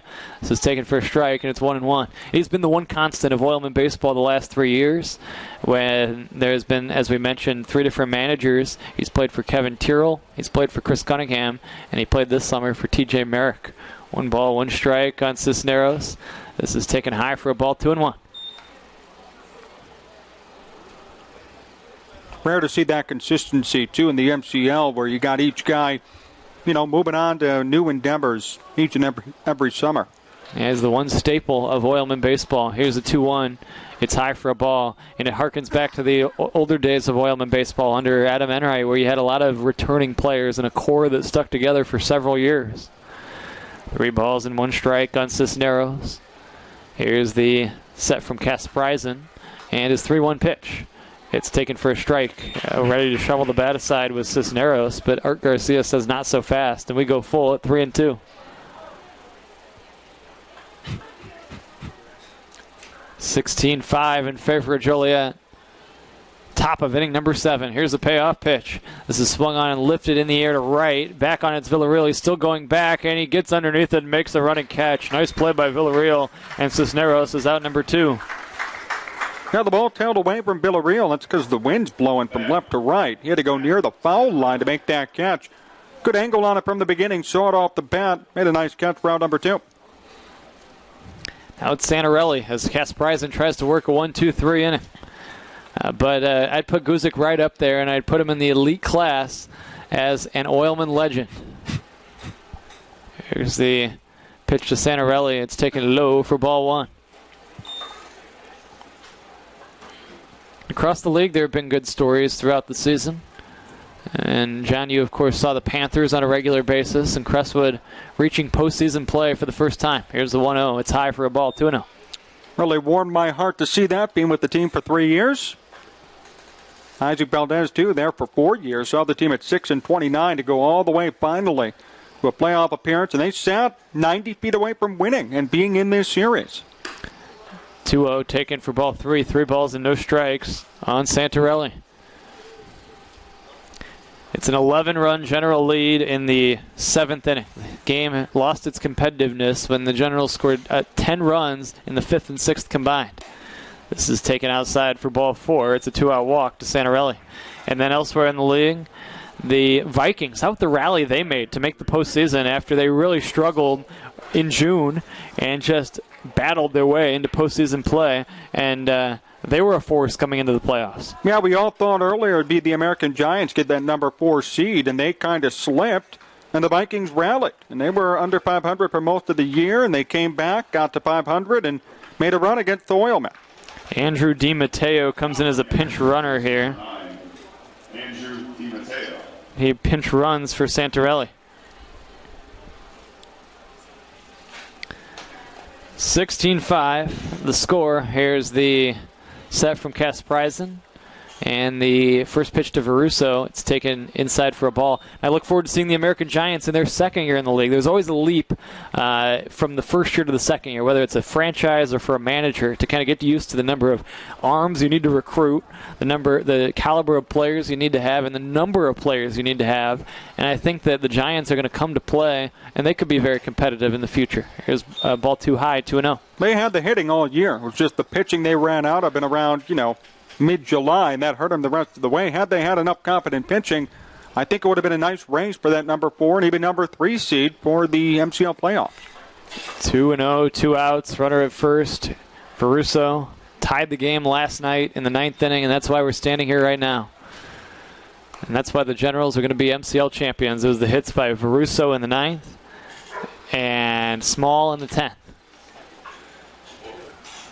16-5 the score. And even the Minutemen, the team that really struggled for much of the year, I think could be much improved going forward. This is taken for a strike, and it's 3-1 as Drake Gilmore, their manager, was very displeased with his product, and he's committed to having a more competitive team next year. And I think they have a chance to make a nice surge as well if Dre stays around for his second season. Here's the 3-1, low and outside, back-to-back 2-out walks. Batting number 24, Michael Gould. Oh, here comes Gould, and, dare I say, more RBIs for him. 8 on the day so far. What a game for him and a performance overall.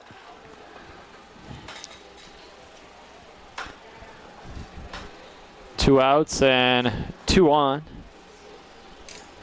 16-5 Joliet. Here comes the pitch taken for a strike, and it's 0-1.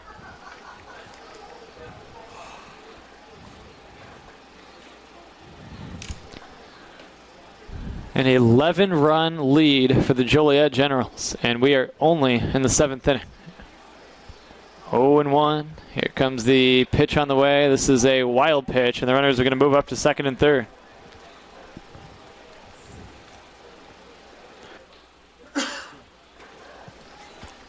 There's no 10-run rule in effect for the championship series, so we're going the distance here tonight on the final night of the season.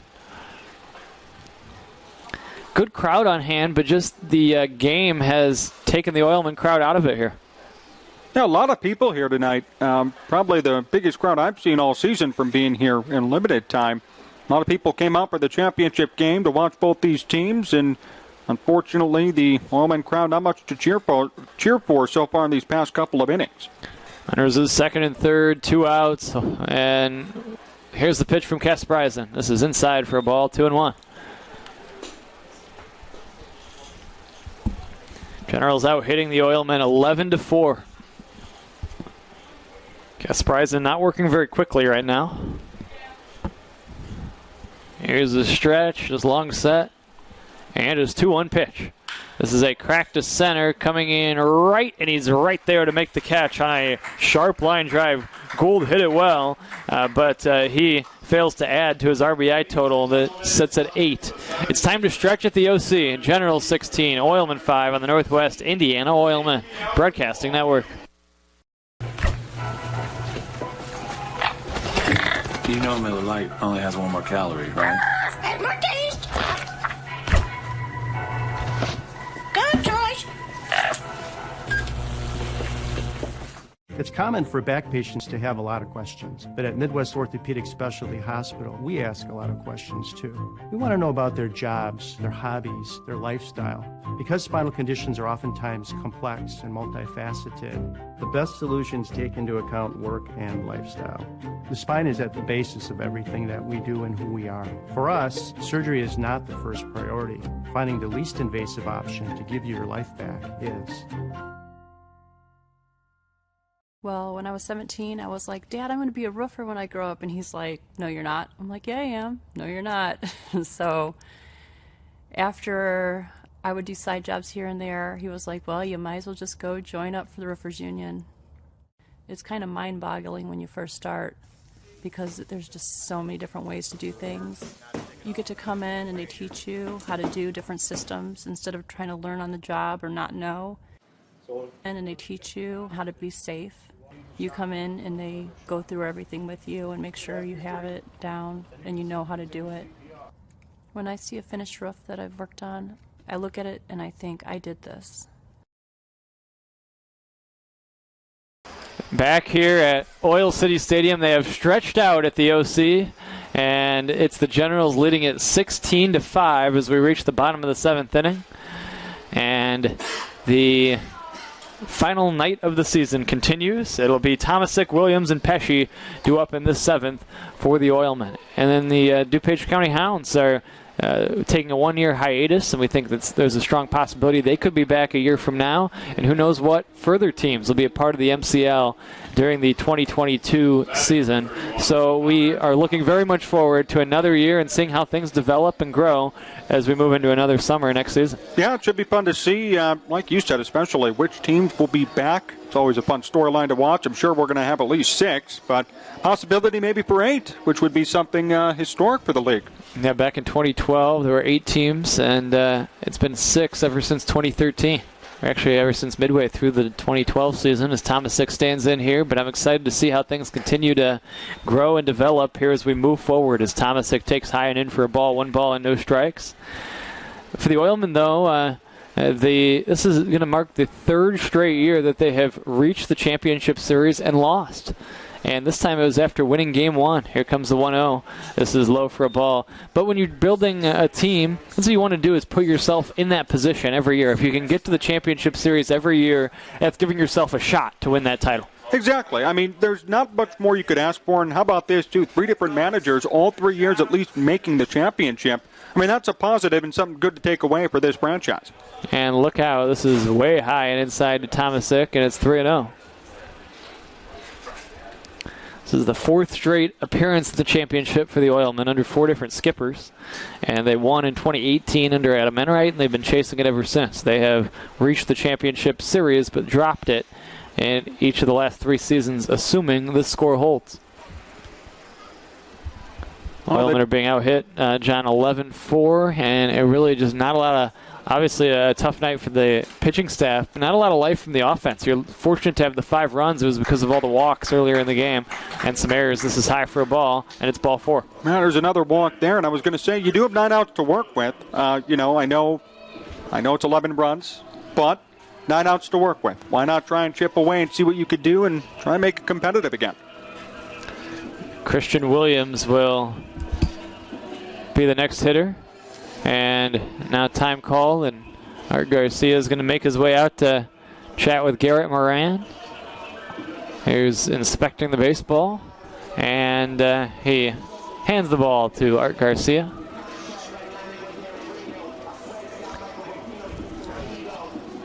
Final night of the 2021 Midwest Collegiate League season. And again, for me, John, I think you can speak to this. Summer is about baseball, and it always has been, as Williams stands in next. And I think we speak for a lot of people when we say that as well. So as the season goes, so goes the summer. Without question, and it's been fun to be here the past 3 years, and Brandon obviously much more, to spend every summer here at Oil City and at all the great stadiums across Illinois and Indiana. 1 is a strike, and the count 0-2. And I think I really liked, and we touched on it earlier, Joe Silva's quote last night about summer baseball culture. And I touched on it on the broadcast last night, that you can try to convince me early in the season, and managers always do, that, we're just out here to get our reps in. If we win, great. This is popped up, and this is a high skyscraper, and it's the first baseman to camp underneath it, and Fisher makes the catch. 1 away. But early in the season, or when they get hired, they'll talk about how winning will be secondary. And, of course, sure, player development is a big part of the summer. There's no doubt, and the managers and the teams are very committed to that. But when it gets to this time of year, it gets tense. And these guys really care about each other and about their teams and about the results. And I think on both sides, these are groups that are extremely tight. I've observed Joliet as maybe the tightest team in the league, and the Oilmen are a very tight club as well. Here's a pitch taken for a strike, and it's 0-1. So I think they're very emotionally invested in this here tonight. And I've seen it firsthand with the Panthers, too. I mean, at the end of the year when they were eliminated, they all got in a huddle and said, hey, we made friends for life this summer. And, we should all stay in touch. I mean, these are memories you're being made here. Here's the 0-1. Bouncing ball foul left side, and the count 0-2.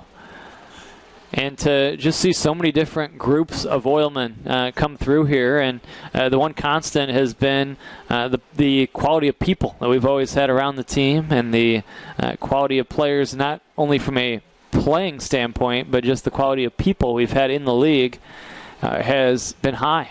No balls and 2 strikes. The count on Pesci. Here comes the pitch on the way. This is low and outside for a ball, 1-2. And that certainly has been sustained this summer. Without question. I mean, that just doesn't go on the field, it's off the field, too. Broadcasters and everybody who helps out to make the league a success every year. It's really a good working environment and a good place to be. 1-2 on Andrew Pesci. Here comes the Moran pitch. This is high and in for a ball. And advancing to second base safely is Tomasic. Moran uncorked one that was high and inside. Cisneros, the catcher, tried to get his mitt up there, but it was a little too high and too tight, and it's a wild pitch. As it deflected away from the catcher, Cisneros. Pesci with a 2-2 count will try to drive in a run. Andrew Pesci from Purdue Northwest, batting on the bottom of the 7th inning with Joliet leading 16-5. He crushes this one to left. Back on it is Matias. Matias on the warning track makes the catch. Boy, Pesci just missed as he put a charge into that one. He's out number 2 here in the 7th. Thought off the bat it was going to get out, and that could have been a nice momentum shift, but instead Matias just had enough room out there at the warning track to make that catch. Good route on the baseball and a good catch by him. Anthony Villarreal is due up next. 2 outs and a runner at second base. 16-5 in favor of Joliet as we play the bottom of inning number 7. Here is Moran looking in, getting the signs. Moran, a big boost for Joliet. How about the day he's had? This is high and in for a ball. He has not allowed a hit, actually, John. He's gotten kind of under the radar because the game's got out of hand on the other side. But meanwhile, he has shut down the Oilmen. I mean, they've really done nothing to show that they could come back. That's a credit to Moran, keeping them off balance all game. 1 ball, no strikes. The count on Villarreal. Moran just a walk and a strikeout. Here's a swing and a miss, 1-1. No runs and no hits against him so far in 2 1/3. Or 2 2/3 now. A leadoff walk in this inning was the first base runner. He had sent down the first 6 he faced. But standing at second is Tomasic with now 2 down. Villarreal trying to drive him in. Here comes the 1-1. Swing and a miss. It was tardy on that one. It's 1-2.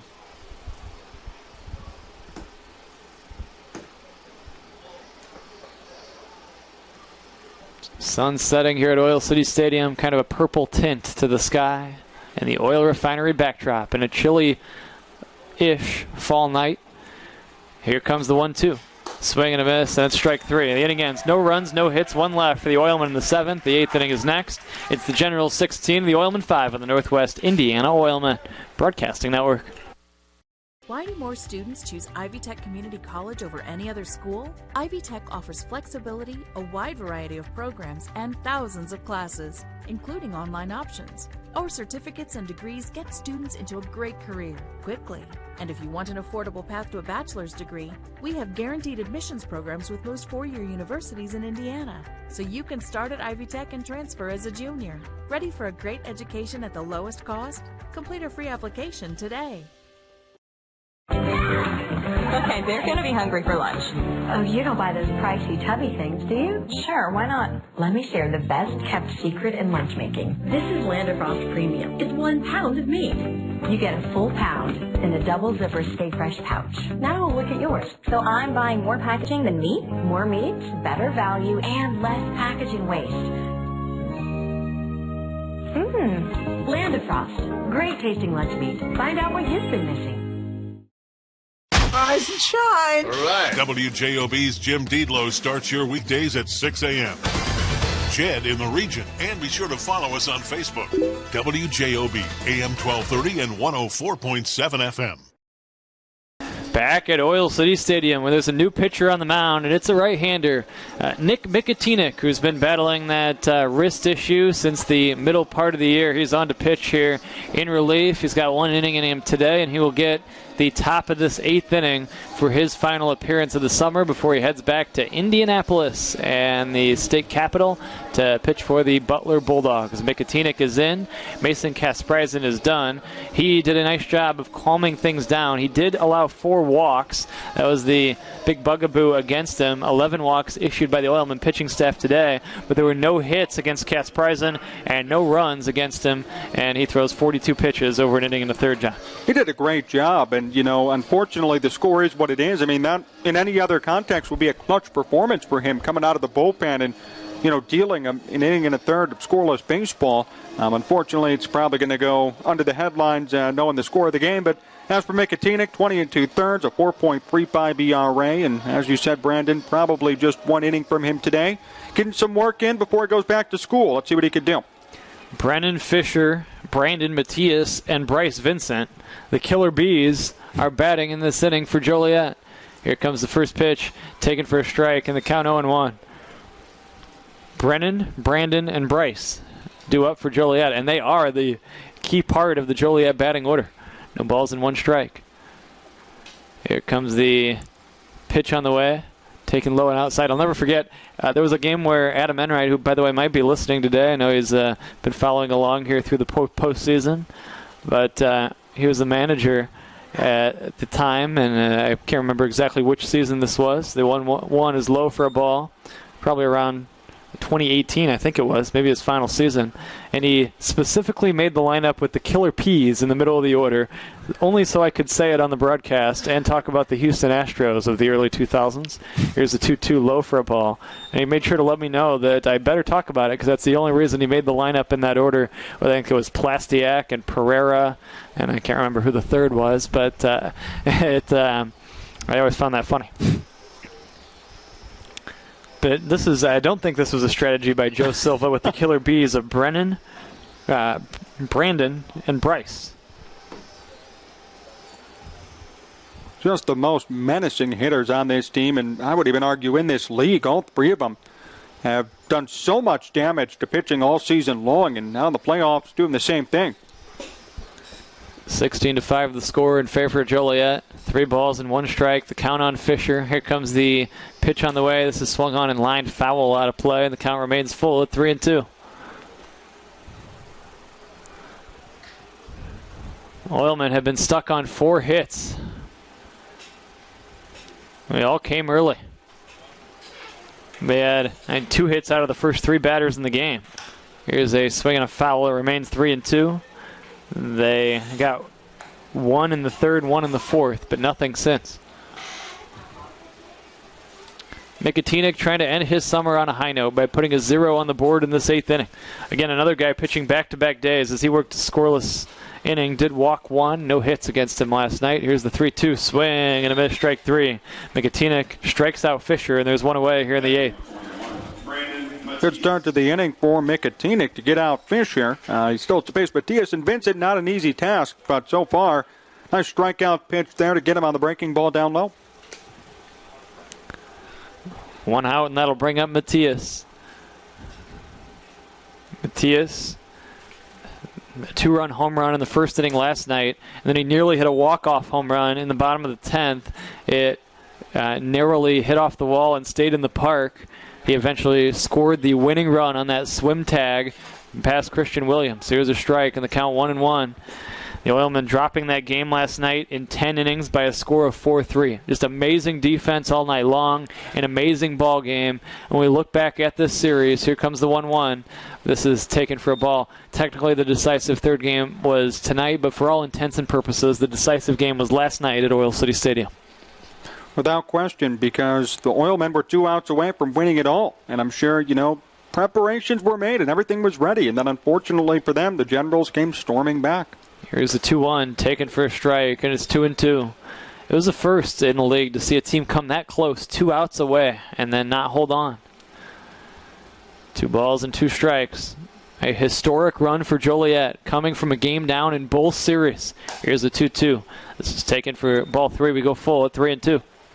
Panthers were 90 feet away from beating Joliet and winning the whole series outright as well. So, they have been down to their last strike, down to their last out many a time, and they've walked away. 3-2 is cracked to center. Right is right there, and he makes the catch for out number 2. And you really have to be impressed by their resiliency and their fight. And this Joliet team is a solid ball club, and they're a strong representative of the Midwest Collegiate League. Yeah, they do a great job at just coming back. They were down by 3 runs. Who cares? We'll just come back and score 3 of our own. And that's been their mentality all season long. We saw it in the Panthers series with them, and we've seen it all regular season too. Here comes the first pitch to Vincent, swinging a foul. Well, from 2012 to 2017, the Vikings and the Oilmen combined for 6 league championships, 6 of the 7 in that span. Here comes the pitch on the way. This is high and in for a ball. As DuPage County won, I believe, in 2015. But other than that, it was all the Vikings and Oilmen. But now we've seen a string of various teams win. Here's the 1-1. This is swung on and ripped to right. Pretty well hit. This is going to carry over the head of Villarreal, who did not have a good read on it. It's extra bases for Vincent. He's thinking 3. Vincent digging around second, and he's going to have himself a standing triple. Bryce Vincent a triple to right. It's his first hit of the day. He's been on base, though, 4 times. And actually, he's been on base throughout the day 4 times, has walked 3 times, now a triple to deep right, and it comes with 2 down here in the 8th. My goodness, it just doesn't end with this Generals team. They just keep finding ways to hit the baseball, find greenery, and hustle around the bases. And again, this is consummate of their attitude all year. We are not going to quit, no matter what the score is. Michael Branson batting next. He stands in with 2 outs and a man at third. Here comes the pitch on the way, taken high for a ball. The Bloomington Bobcats winning the league title in 2019. The DuPage County Hounds a year ago. And the Joliet Generals are on the verge of doing so this season. Let's hope they stick around in the league for next year. Here's the 1-0 pitch on the way. Swinging a grounder foul left side. I'm sure they will. Obviously, we hope to have the Hounds back as well. Thinking about the recent last 4 years here, and you've seen the parity of the league with the Oilmen winning 1, and then the Bobcats and the Hounds and the Generals winning 1 title apiece, assuming Joliet holds on with 6 outs left to get. Here's the 1-1. Swing and a miss. He went after a high, hard one, and it's 1-2. Hey, you love to see the different teams come out on top, and different teams in general make the playoffs and make a run. The Vikings this year, they weren't there last year. Same with the Panthers, who improved greatly from 2017 to today. Here's the 1-2 high for a ball, 2 balls and 2 strikes. Adam Enright, by the way, has sent me a note here. Plastiak, Pereira, and Petkoff. Of course, how could I forget Brandon Petkoff? Was in the league for a few years. Ended up playing for DuPage County a year ago. Brandon Petkoff, the third member of the Killer Peas, the 2018 Oilmen that won the league title. Here's the 2-2. Swing and a miss for strike 3, and the inning ends. No runs, 1 hit, 1 left for Joliet in that inning. After 7.5, Generals 16, Oilmen 5 on the Northwest Indiana Oilmen Broadcasting Network. Moms love that Land of Frost premium sliced meats have no byproducts. Baloney! Let's join the call. Hey, Baloney here. I thought this was a no byproducts call. Lando Frost Premium, a slice above. To be successful in the roofing industry, you need to be well trained. When our signatory contractors call us to receive a new member, they expect someone that is trained, someone that is qualified, someone that can perform the duties of a journeyman roofer. And that's where training comes in. We have a great facility here. We provide trained and experienced instructors to take you through the different types of roofing systems and specifications. The difference between on-the-job training and training here in our facility is that here in our facility, we push quality. We're not worried about the time. We're not worried about the materials that may be wasted. We're worried about you perfecting what you start. And also, in the areas that you're weaker, to strengthen those areas. The members here at Local 26 and the training that they receive is very valuable. It not only makes you more employable, but it makes you a better worker all around. If you're willing to put in the hard work that I did, I guarantee you, you will have a great career too. Bottom of the 8th inning here, 16-5 in favor of Joliet.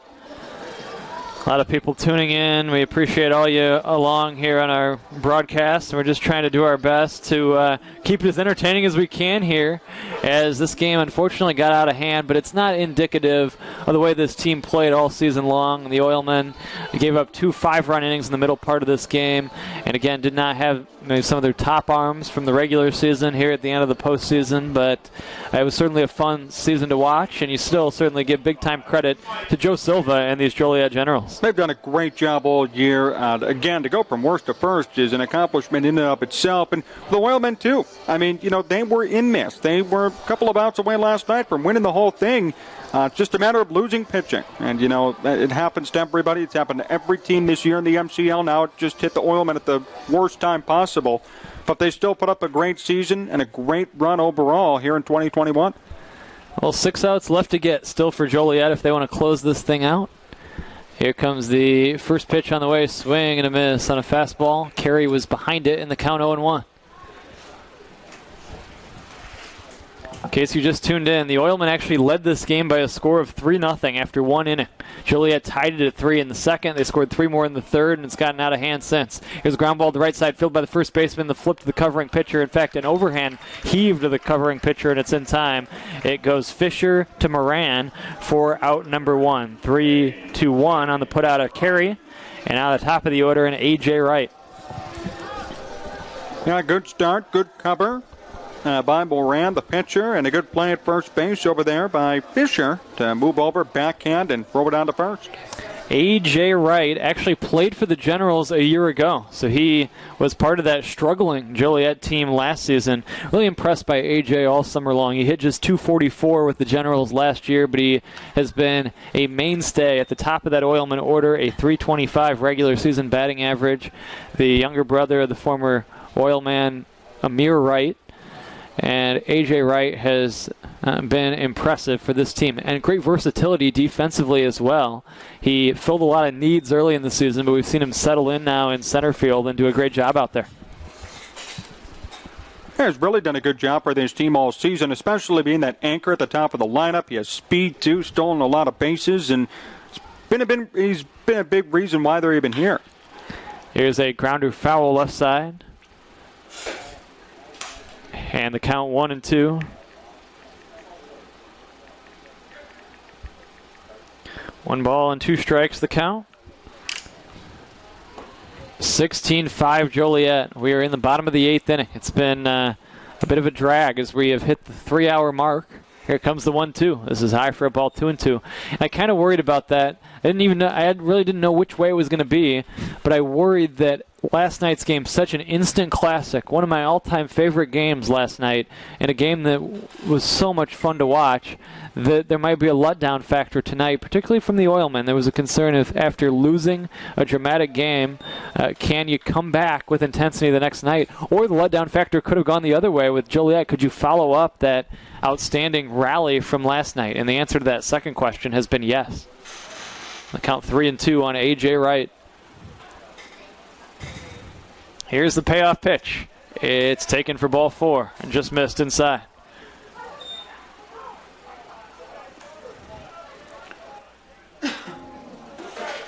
Well, here's some going for the Oilmen. You got Fumagalli, McCormick, then Steinbach due up, only one out. Could put up a couple of runs here, make it interesting.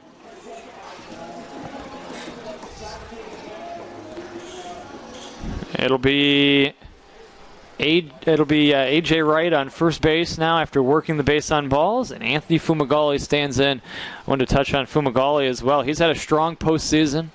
He takes the ball entering play tonight in the playoffs, hitting .467 with a .550 on base, and he's driven in 6. And a veteran that has really stepped up in the postseason for the Oilmen. And he has been on base twice tonight as well. He's 1 for 3 plus a walk and a check swing foul, and the count is 1-1.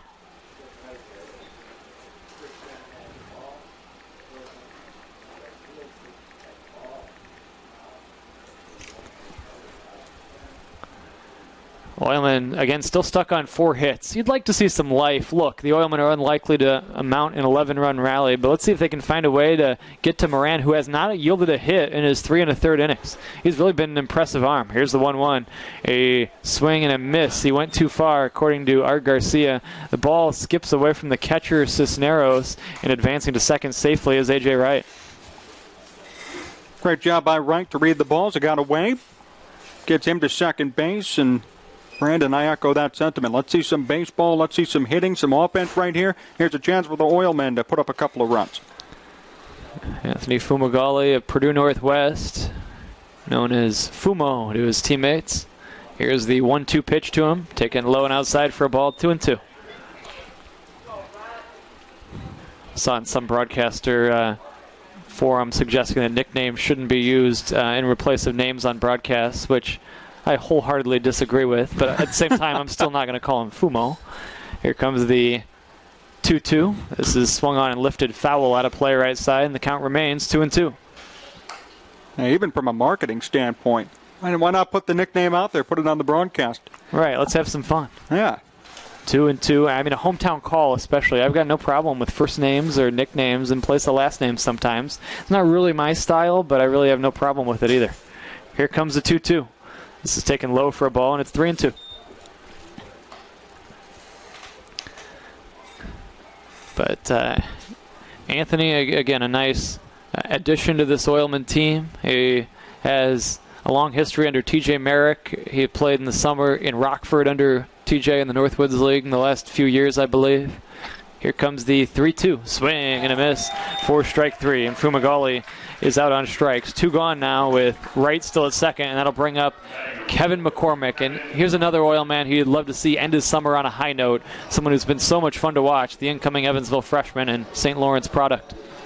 Evansville really got a good player. I mean, I cannot speak more highly of McCormick. I've been impressed by watching him all year. I love his swing.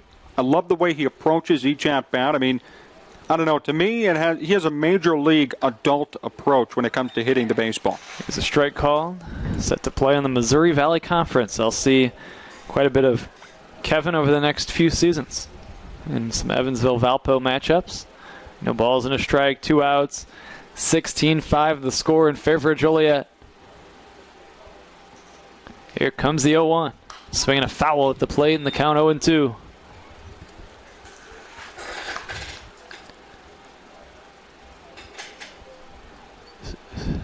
No balls and 2 strikes, 2 outs in the inning. Oilman trying to break through. They haven't scored since the third. It was the case last night as well, where they scored 3 early runs and then did not score the rest of the night. They had their chances. That 8th inning last night is the biggest key of the series, with the play where they tagged on a shallow pop fly down the first base line. Here comes the 0-2. Swinging a rip foul left side. I told TJ Merrick I was surprised they were tagging on that play, and he said that was a situation where the first baseman's back was to home plate. He was going to have to spin around and make a perfect throw to home, which he did a pretty decent job of. They initially had the runner Williams out at the plate, then the ball jarred loose, and he was ruled safe, and then the appeal, and he was out for leaving too early. Here comes the 2-strike pitch. This is lifted foul again. It remains 0-2. And I think that play was, in my mind, the biggest play and the momentum-changing play of the entire series, as the Oilmen had a chance to make it 4-2 there. And that insurance run would have been enough, as they would have won 4-3 in 9 innings if the rest of the game had gone the same way. And on top of that, it sparked some momentum for Joliet, and they were fired up and energized after that appeal and the out at third base and the run off the board. Here's the 0-2. It's a ball. Not sure where it missed, but it'll be an extended plate appearance for McCord, making it 1-2. I could totally see that being a game changer. I mean, he's out. You think he's out. He's safe. Then he's out again. And, I mean, the Generals took advantage and really, ran away with it after that play. And then obviously the game-ending play last night is the other one we'll be talking about for years to come. Here's the 1-2. Ground ball to second. Fielded by the second baseman, DiMatteo, I believe, and the throw to first is in time, and the inning ends. No runs, no hits, 1 left. We're going to the 9th. 16-5 Joliet on the Northwest Indiana Oilmen Broadcasting Network. UP's natural gas teams use smart app technology to share data from any well instantly, so they can analyze trends and stop potential problems in their tracks, because safety is never being satisfied and always working to be better. Why do more students choose Ivy Tech Community College over any other school? Ivy Tech offers flexibility, a wide variety of programs, and thousands of classes, including online options. Our certificates and degrees get students into a great career quickly. And if you want an affordable path to a bachelor's degree, we have guaranteed admissions programs with most 4-year universities in Indiana. So you can start at Ivy Tech and transfer as a junior. Ready for a great education at the lowest cost? Complete a free application today. Okay, they're going to be hungry for lunch. Oh, you don't buy those pricey tubby things, do you? Sure, why not? Let me share the best kept secret in lunch making. This is Landerfrost Premium. It's 1 pound of meat. You get a full pound in a double zipper Stay Fresh pouch. Now look at yours. So I'm buying more packaging than meat? More meat, better value, and less packaging waste. Landerfrost. Great tasting lunch meat. Find out what you've been missing.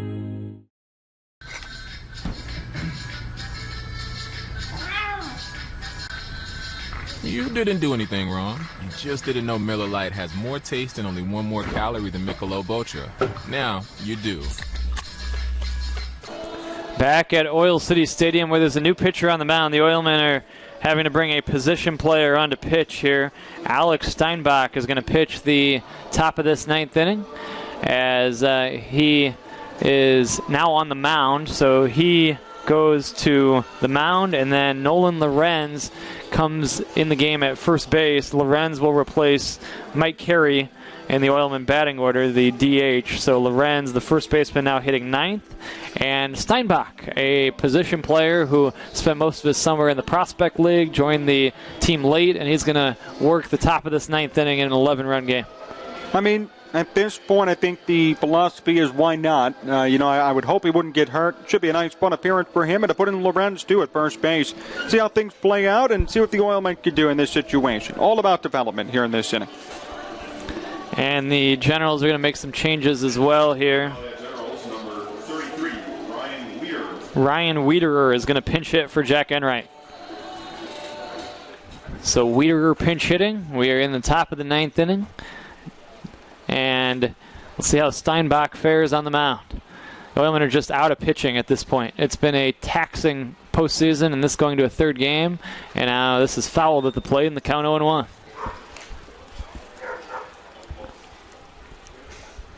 The Oilman didn't expect it to be a long outing out of Brandon Tyler, but you needed a little more than 2 2/3. You hoped for maybe 3, maybe 4, but he threw a lot of pitches early. Here's a swing and a miss.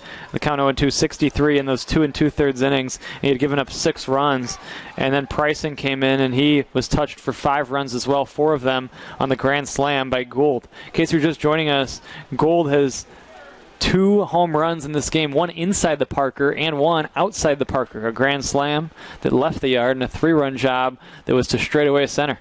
The 0-2 low and in. It's 1-2. Yeah, he's really been the difference maker for the Generals in this game. I mean, inside the Parker, a 3-run homer, then you turn around and hit a grand slam. I mean, you don't see that every day. You rarely see it, if ever. And he's been a big reason why they have this 16-5 lead. Here's the 1-2. This is swung on and lifted foul out of play, and it remains 1 ball and 2 strikes. Top of the 9th on the season's final day. For the 3rd time ever, the Oilmen in a 3rd game of the championship series. They had previously lost 5-3 a year ago to the DuPage County Hounds, and they had beaten those same Hounds 7-1 in Game 3 in 2016. Here's the 1-2, high for a ball, and it's 2-2.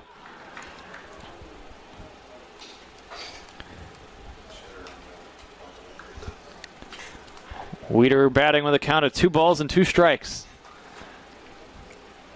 Here's the 2-2 pitch. This is high and in for a ball, and we go full at 3-2. The Oilmen had their chance again last night after winning the opening game on Friday and coming within 2 outs of clinching the series a night ago. This is taken for ball 4, a walk to Weeder. And the Generals are going to continue to get different players in the ball game here. Charlie Gannon is going to pinch hit for Jimmy Cisneros. So Gannon will bat for the first time today. Gannon, the MCL All-Star, haven't seen much of him this series, but gets a chance to come in now and make something happen. Gannon did get the nod behind the plate last night. Here's a swing and a miss, and the count 0-1, but he has split time with Cisneros in this series, and Gannon was hitless last night at 0-5. Took a big hack there and came up empty, and the count 0-1. Again, Steinbach, a position player, is pitching for the Oilmen. Here's the 0-1 pitch. This is swung on and lifted in the air, foul, and the first baseman Lorenz makes the catch in foul ground, and that's out number 1.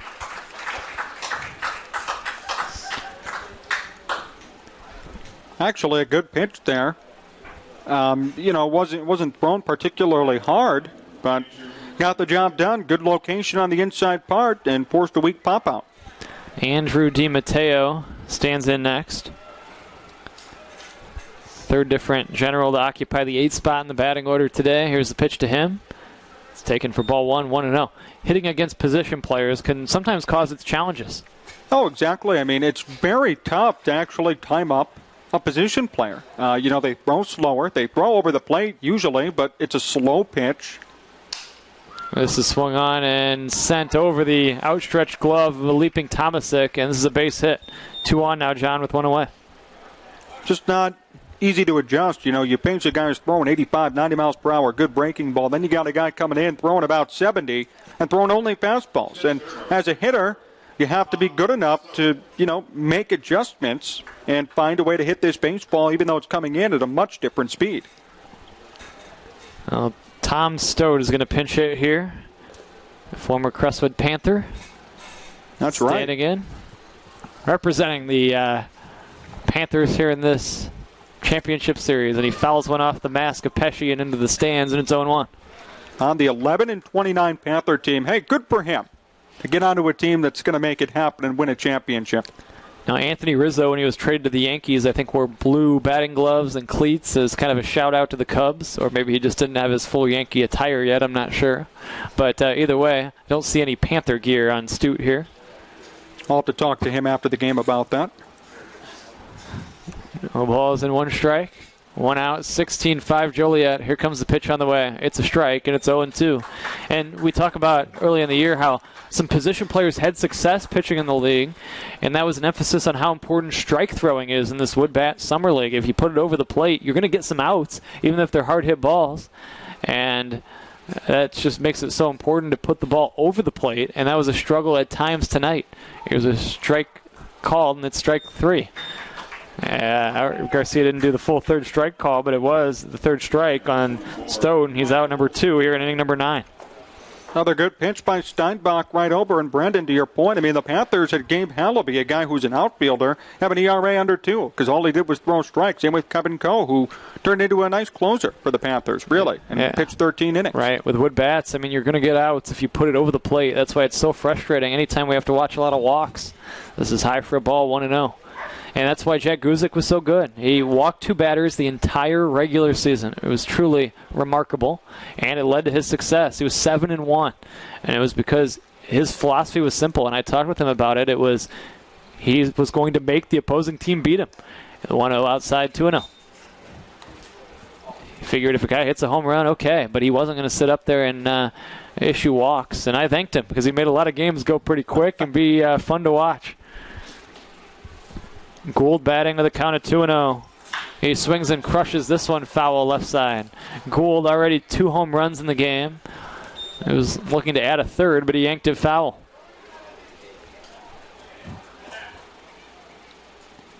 (16-5) Joliet here in the 9th inning.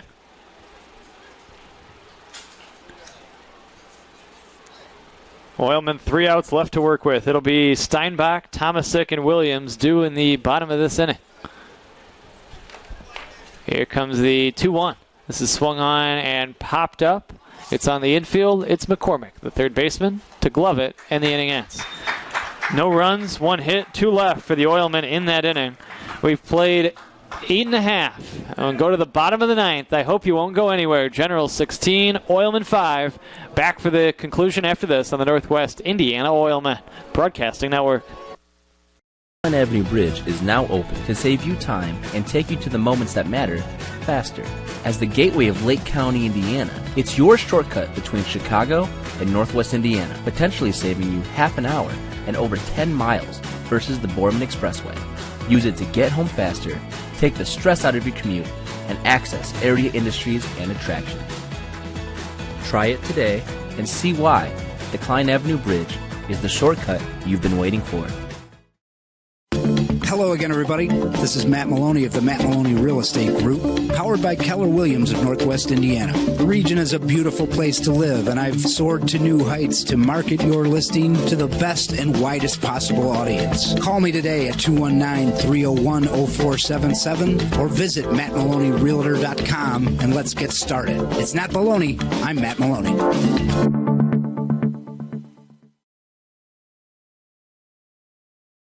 It's easy to feel a sense of gratitude here in Indiana because there is a whole lot to be grateful for.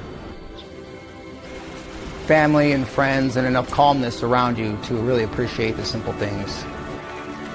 I really just try to show gratitude by doing my part, working hard, being friendly and kind.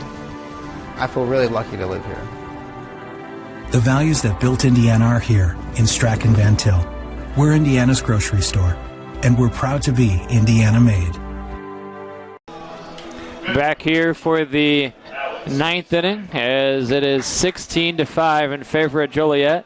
Alex Steinbach will lead off the bottom of the 9th inning, and the pitcher will step in, then Tomasic, and then Williams, and the Oilmen will take their final hacks, trailing it by a score of 16-5. They haven't scored since the 4th inning. And Joliet with 2 big 5-run frames in the middle of this game in the 5th and 6th inning. And how about Moran? He's still on the mound. His first pitcher is swung on and sent to right. Is going to get down for a base hit. This is the first hit allowed by Moran. This is his 5th inning of work. Steinbach singles, and the Oilmen at long last have their first hit since the 4th inning. And that's significant. And a nice hit by Steinbach, too, to go after the first pitch, be aggressive, find a pitch he likes, drive it out to right field. Connor Tomasic played with the Oilmen all of last season.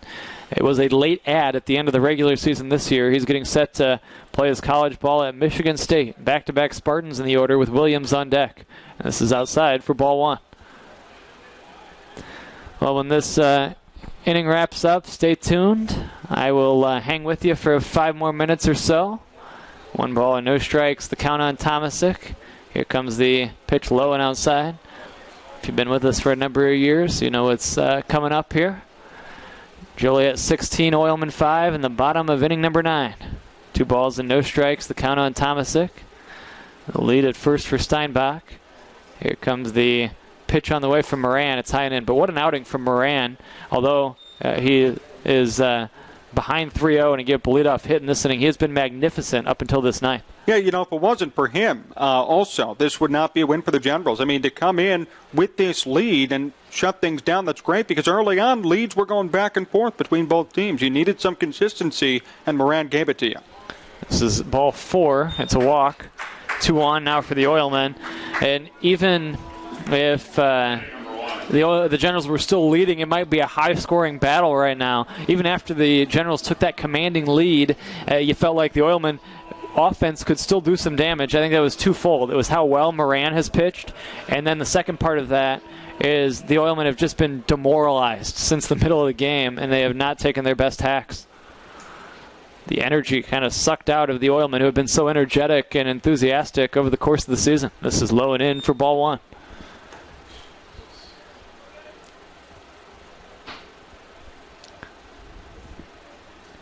Coming up on WJOB, Tune 19.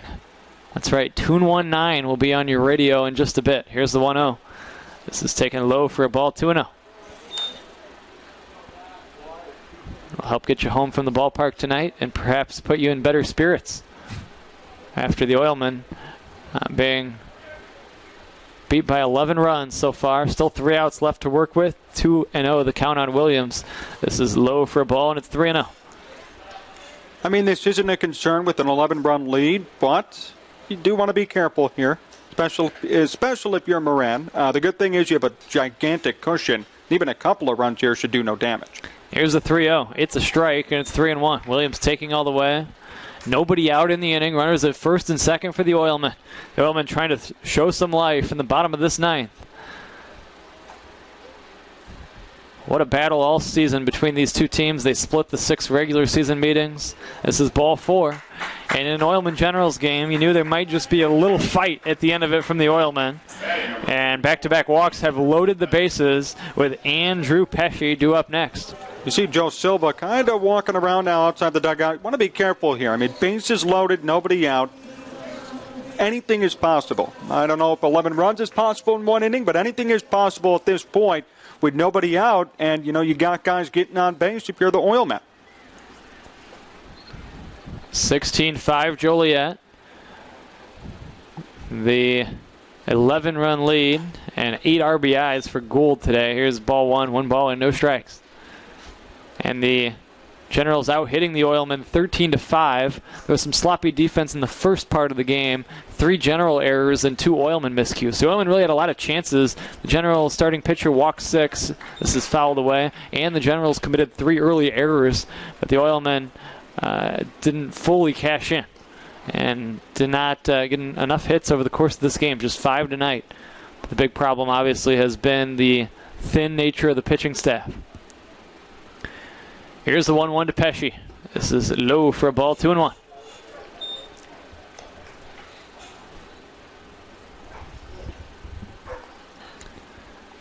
What we'll do is I'll hang with you for another 5 minutes along with John, and then we'll call it a night with no further postgame. 2 balls and 1 strike, the count on Pesci. This is swung on and ripped to center. This ball is going to be a diving attempt by Gould, and he makes a great catch. Tagging and scoring is Steinbach, but Gould adds to a magnificent day with an excellent catch in center. He takes a base hit away from Pesci. It goes as a sacrifice fly as Pesci drives in his 2nd run of the night, but the first out is recorded, and it's now 16-6 with 1st and 2nd and 1 away. It's a shame there's no MVP for this Game 3 because it would certainly go to Gould. I mean, my goodness, what a great catch out there in center field. And, they're going to appeal at third base. They called him out. And they call out upon appeal, and T.J. Merrick is not happy as T.J. Merrick is putting up a beef with this, and not happy either is Anthony Villarreal. The Oilmen have not been too thrilled over the course of this series, and TJ Merrick is arguing with Art Garcia as they say it's a double play here, so they take that run off the board. TJ Merrick and a few Oilman fans are not very thrilled here. 2 outs in the bottom of the 9th inning. The Oilmen are down to their final out after the runner ruled to have left too early.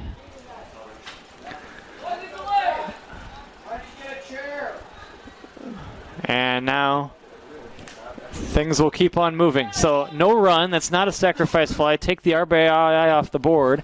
As for the second straight night, an Oilman leaves too early from third. This is fouled away. It's a moot point here. The Oilmen are down by 11 instead of 10. No balls and 1 strike. The count on Villarreal.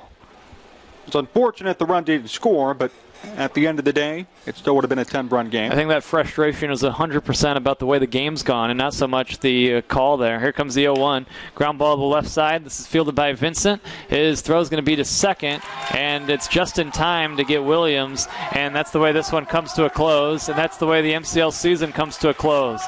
The Joliet Generals are 2021 Midwest Collegiate League champions. A massive celebration on the field as the Generals win the MCL. It's a dog pile celebration for the Generals. They win this game. They win the series 2-1, and a big congratulations to Joe Silva and the Joliet Generals. A well-earned MCL title for Joliet.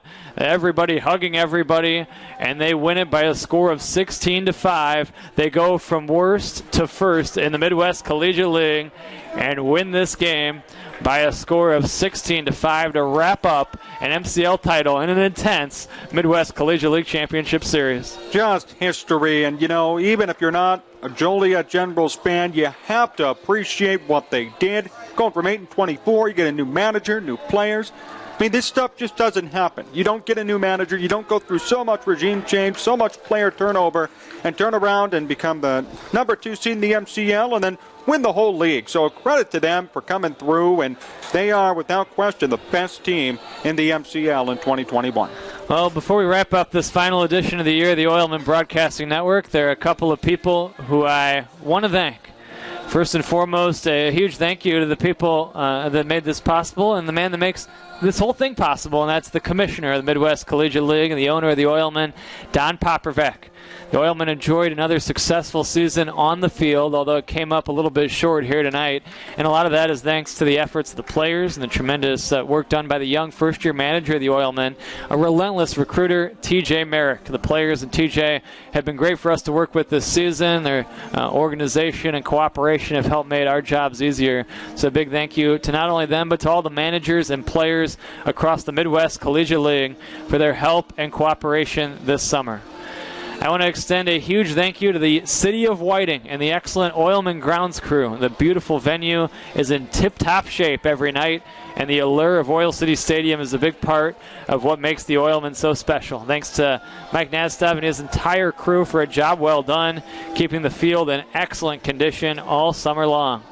A big thanks to the Oilman game day staff, led by Stephanie Zandy this season. They do an outstanding job with the merchandise, the tickets, the 50-50 raffle, and handling other aspects of the fan experience here at Oil City Stadium.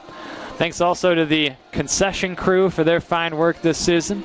There's really no question what the hardest job in baseball is, and perhaps the most important, and we're really fortunate to get to know a number of the umpires in the league, and we've gotten to know them quite well over the years, and we appreciate the fine job they do working MCL games. A big thank you to the men who have umpired more games than anyone in the MCL. One of them working the dish tonight in Art Garcia. Mike Clay was with us in our listening audience, listening at home tonight. Todd Elias was with us here at Oil City Stadium in the stands tonight, so we give them a big shout out. And Todd Elias, of course, the MCL umpire-in-chief. And quite simply, the heart and soul of Oilman baseball is Tony Dybel. There's no one I look more forward to coming to the ballpark every day and seeing than Tony.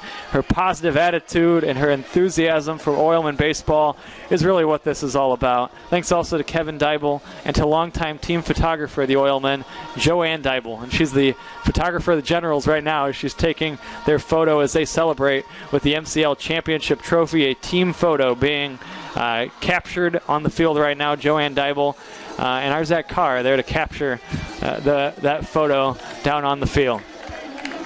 And a few more thank yous to hand out as we keep moving here, and we're fortunate to have great Oilman fans. Shout out to Mike Jones for getting the crowd pumped up night in and night out at the OC. Thanks to all of you who have made your way out to Oil City Stadium or watched our broadcast this season. We appreciate your support of summer baseball in Northwest Indiana. It's hard to believe I've been here for 10 of these seasons, and I know many of you watching and listening have been with us every step of the way. And speaking of support, a huge thanks to the fine sponsors of Oilman Baseball. Without their backing, none of this would be possible. We appreciate each and every one of the Oilman sponsors for what they've meant to our product this summer. I've been here for 5 years of Oilman Radio, 4 of Facebook Live, but we entered a new galaxy this season by streaming all the home games via JED TV, while also airing them on AM 1230 WJOB. The broadcast quality really above and beyond anything we've had in years past. So I want to thank our fine partners at WJOB, beginning with owner Jim DiDello and sports director Sam Michael. Thanks also to the excellent team of producers led by Ben Cohort. That group also includes Nick Hedrick and tonight's producer Andrew Johnson. For a few games we also had Sonny Santana. That group was an essential part of our broadcast all summer long. I want to thank the outstanding broadcasters across the league that we've had a chance to work with this summer. In his first season, from the league champion Joliet Generals, Kevin Redfern. From the MCL Minutemen, Vince Martirano. Helping us out in a variety of ways all summer. Great job by Zach Carr, and he was in the ballpark as a fan tonight. In his second season from the Southland Vikings, working the ball game with us tonight, Jack Thiel. I want to thank my great partner on Oilman broadcasts all season long. Really sad he couldn't be here to finish it out tonight, Leo Staudaher. And we've been fortunate to have many great broadcast partners here with the Oilman. He certainly filled that role perfectly and continued that tradition this summer. John, I want to thank you. Now the second longest tenured broadcaster in league history, behind yours truly. You've got ways to go, and my number is still and counting. But thank you for jumping on the call with me tonight, and thank you for your 3 outstanding seasons with the Crestwood Panthers. It's been an honor. It's been a pleasure. It's been a blast each and every summer to look forward to Panther baseball, to look forward to Oilman baseball and the rest of the league. And I can't thank you, Brandon, enough, and the league, Don Popperback, and everybody for making this working experience something I'll never forget for the rest of my life. I say my biggest thanks of all to the man to my left, my good friend David Bork. That chair to my right has been filled by many broadcast partners going back to the time I took over calling the games. But since 2014, the chair to my left has been occupied by David. 8 seasons as Oilman official scorer, and his duties go above and beyond that as he coordinates all of our broadcast equipment, our game changer, the production for the Facebook Live broadcasts across the league, scoring and stats, and he assists us in a variety of ways to keep things on the rails. And most importantly, I look forward to coming to the games every night, having some laughs and having fun with my good friend David Bork. Well, once again, I want to thank all of you for watching and listening and supporting. I love being here calling Oilman games, and I'll say this, I fully expect to come back and do it for an 11th season next summer. Once again, the final score tonight, the Joliet Generals 16, the Northwest Indiana Oilmen 5. The Joliet Generals are celebrating, and right now they are having a team powwow out in deep left field. All the parents and family members are on the field as well. And the Generals win this series 2-1 and beat the Oilmen here in the MCL Championship. For John Zagul and everybody I mentioned, I'm Brandon Vickery saying I hope you enjoyed, and we'll talk to you again in 2022 on the Northwest Indiana Oilmen broadcast.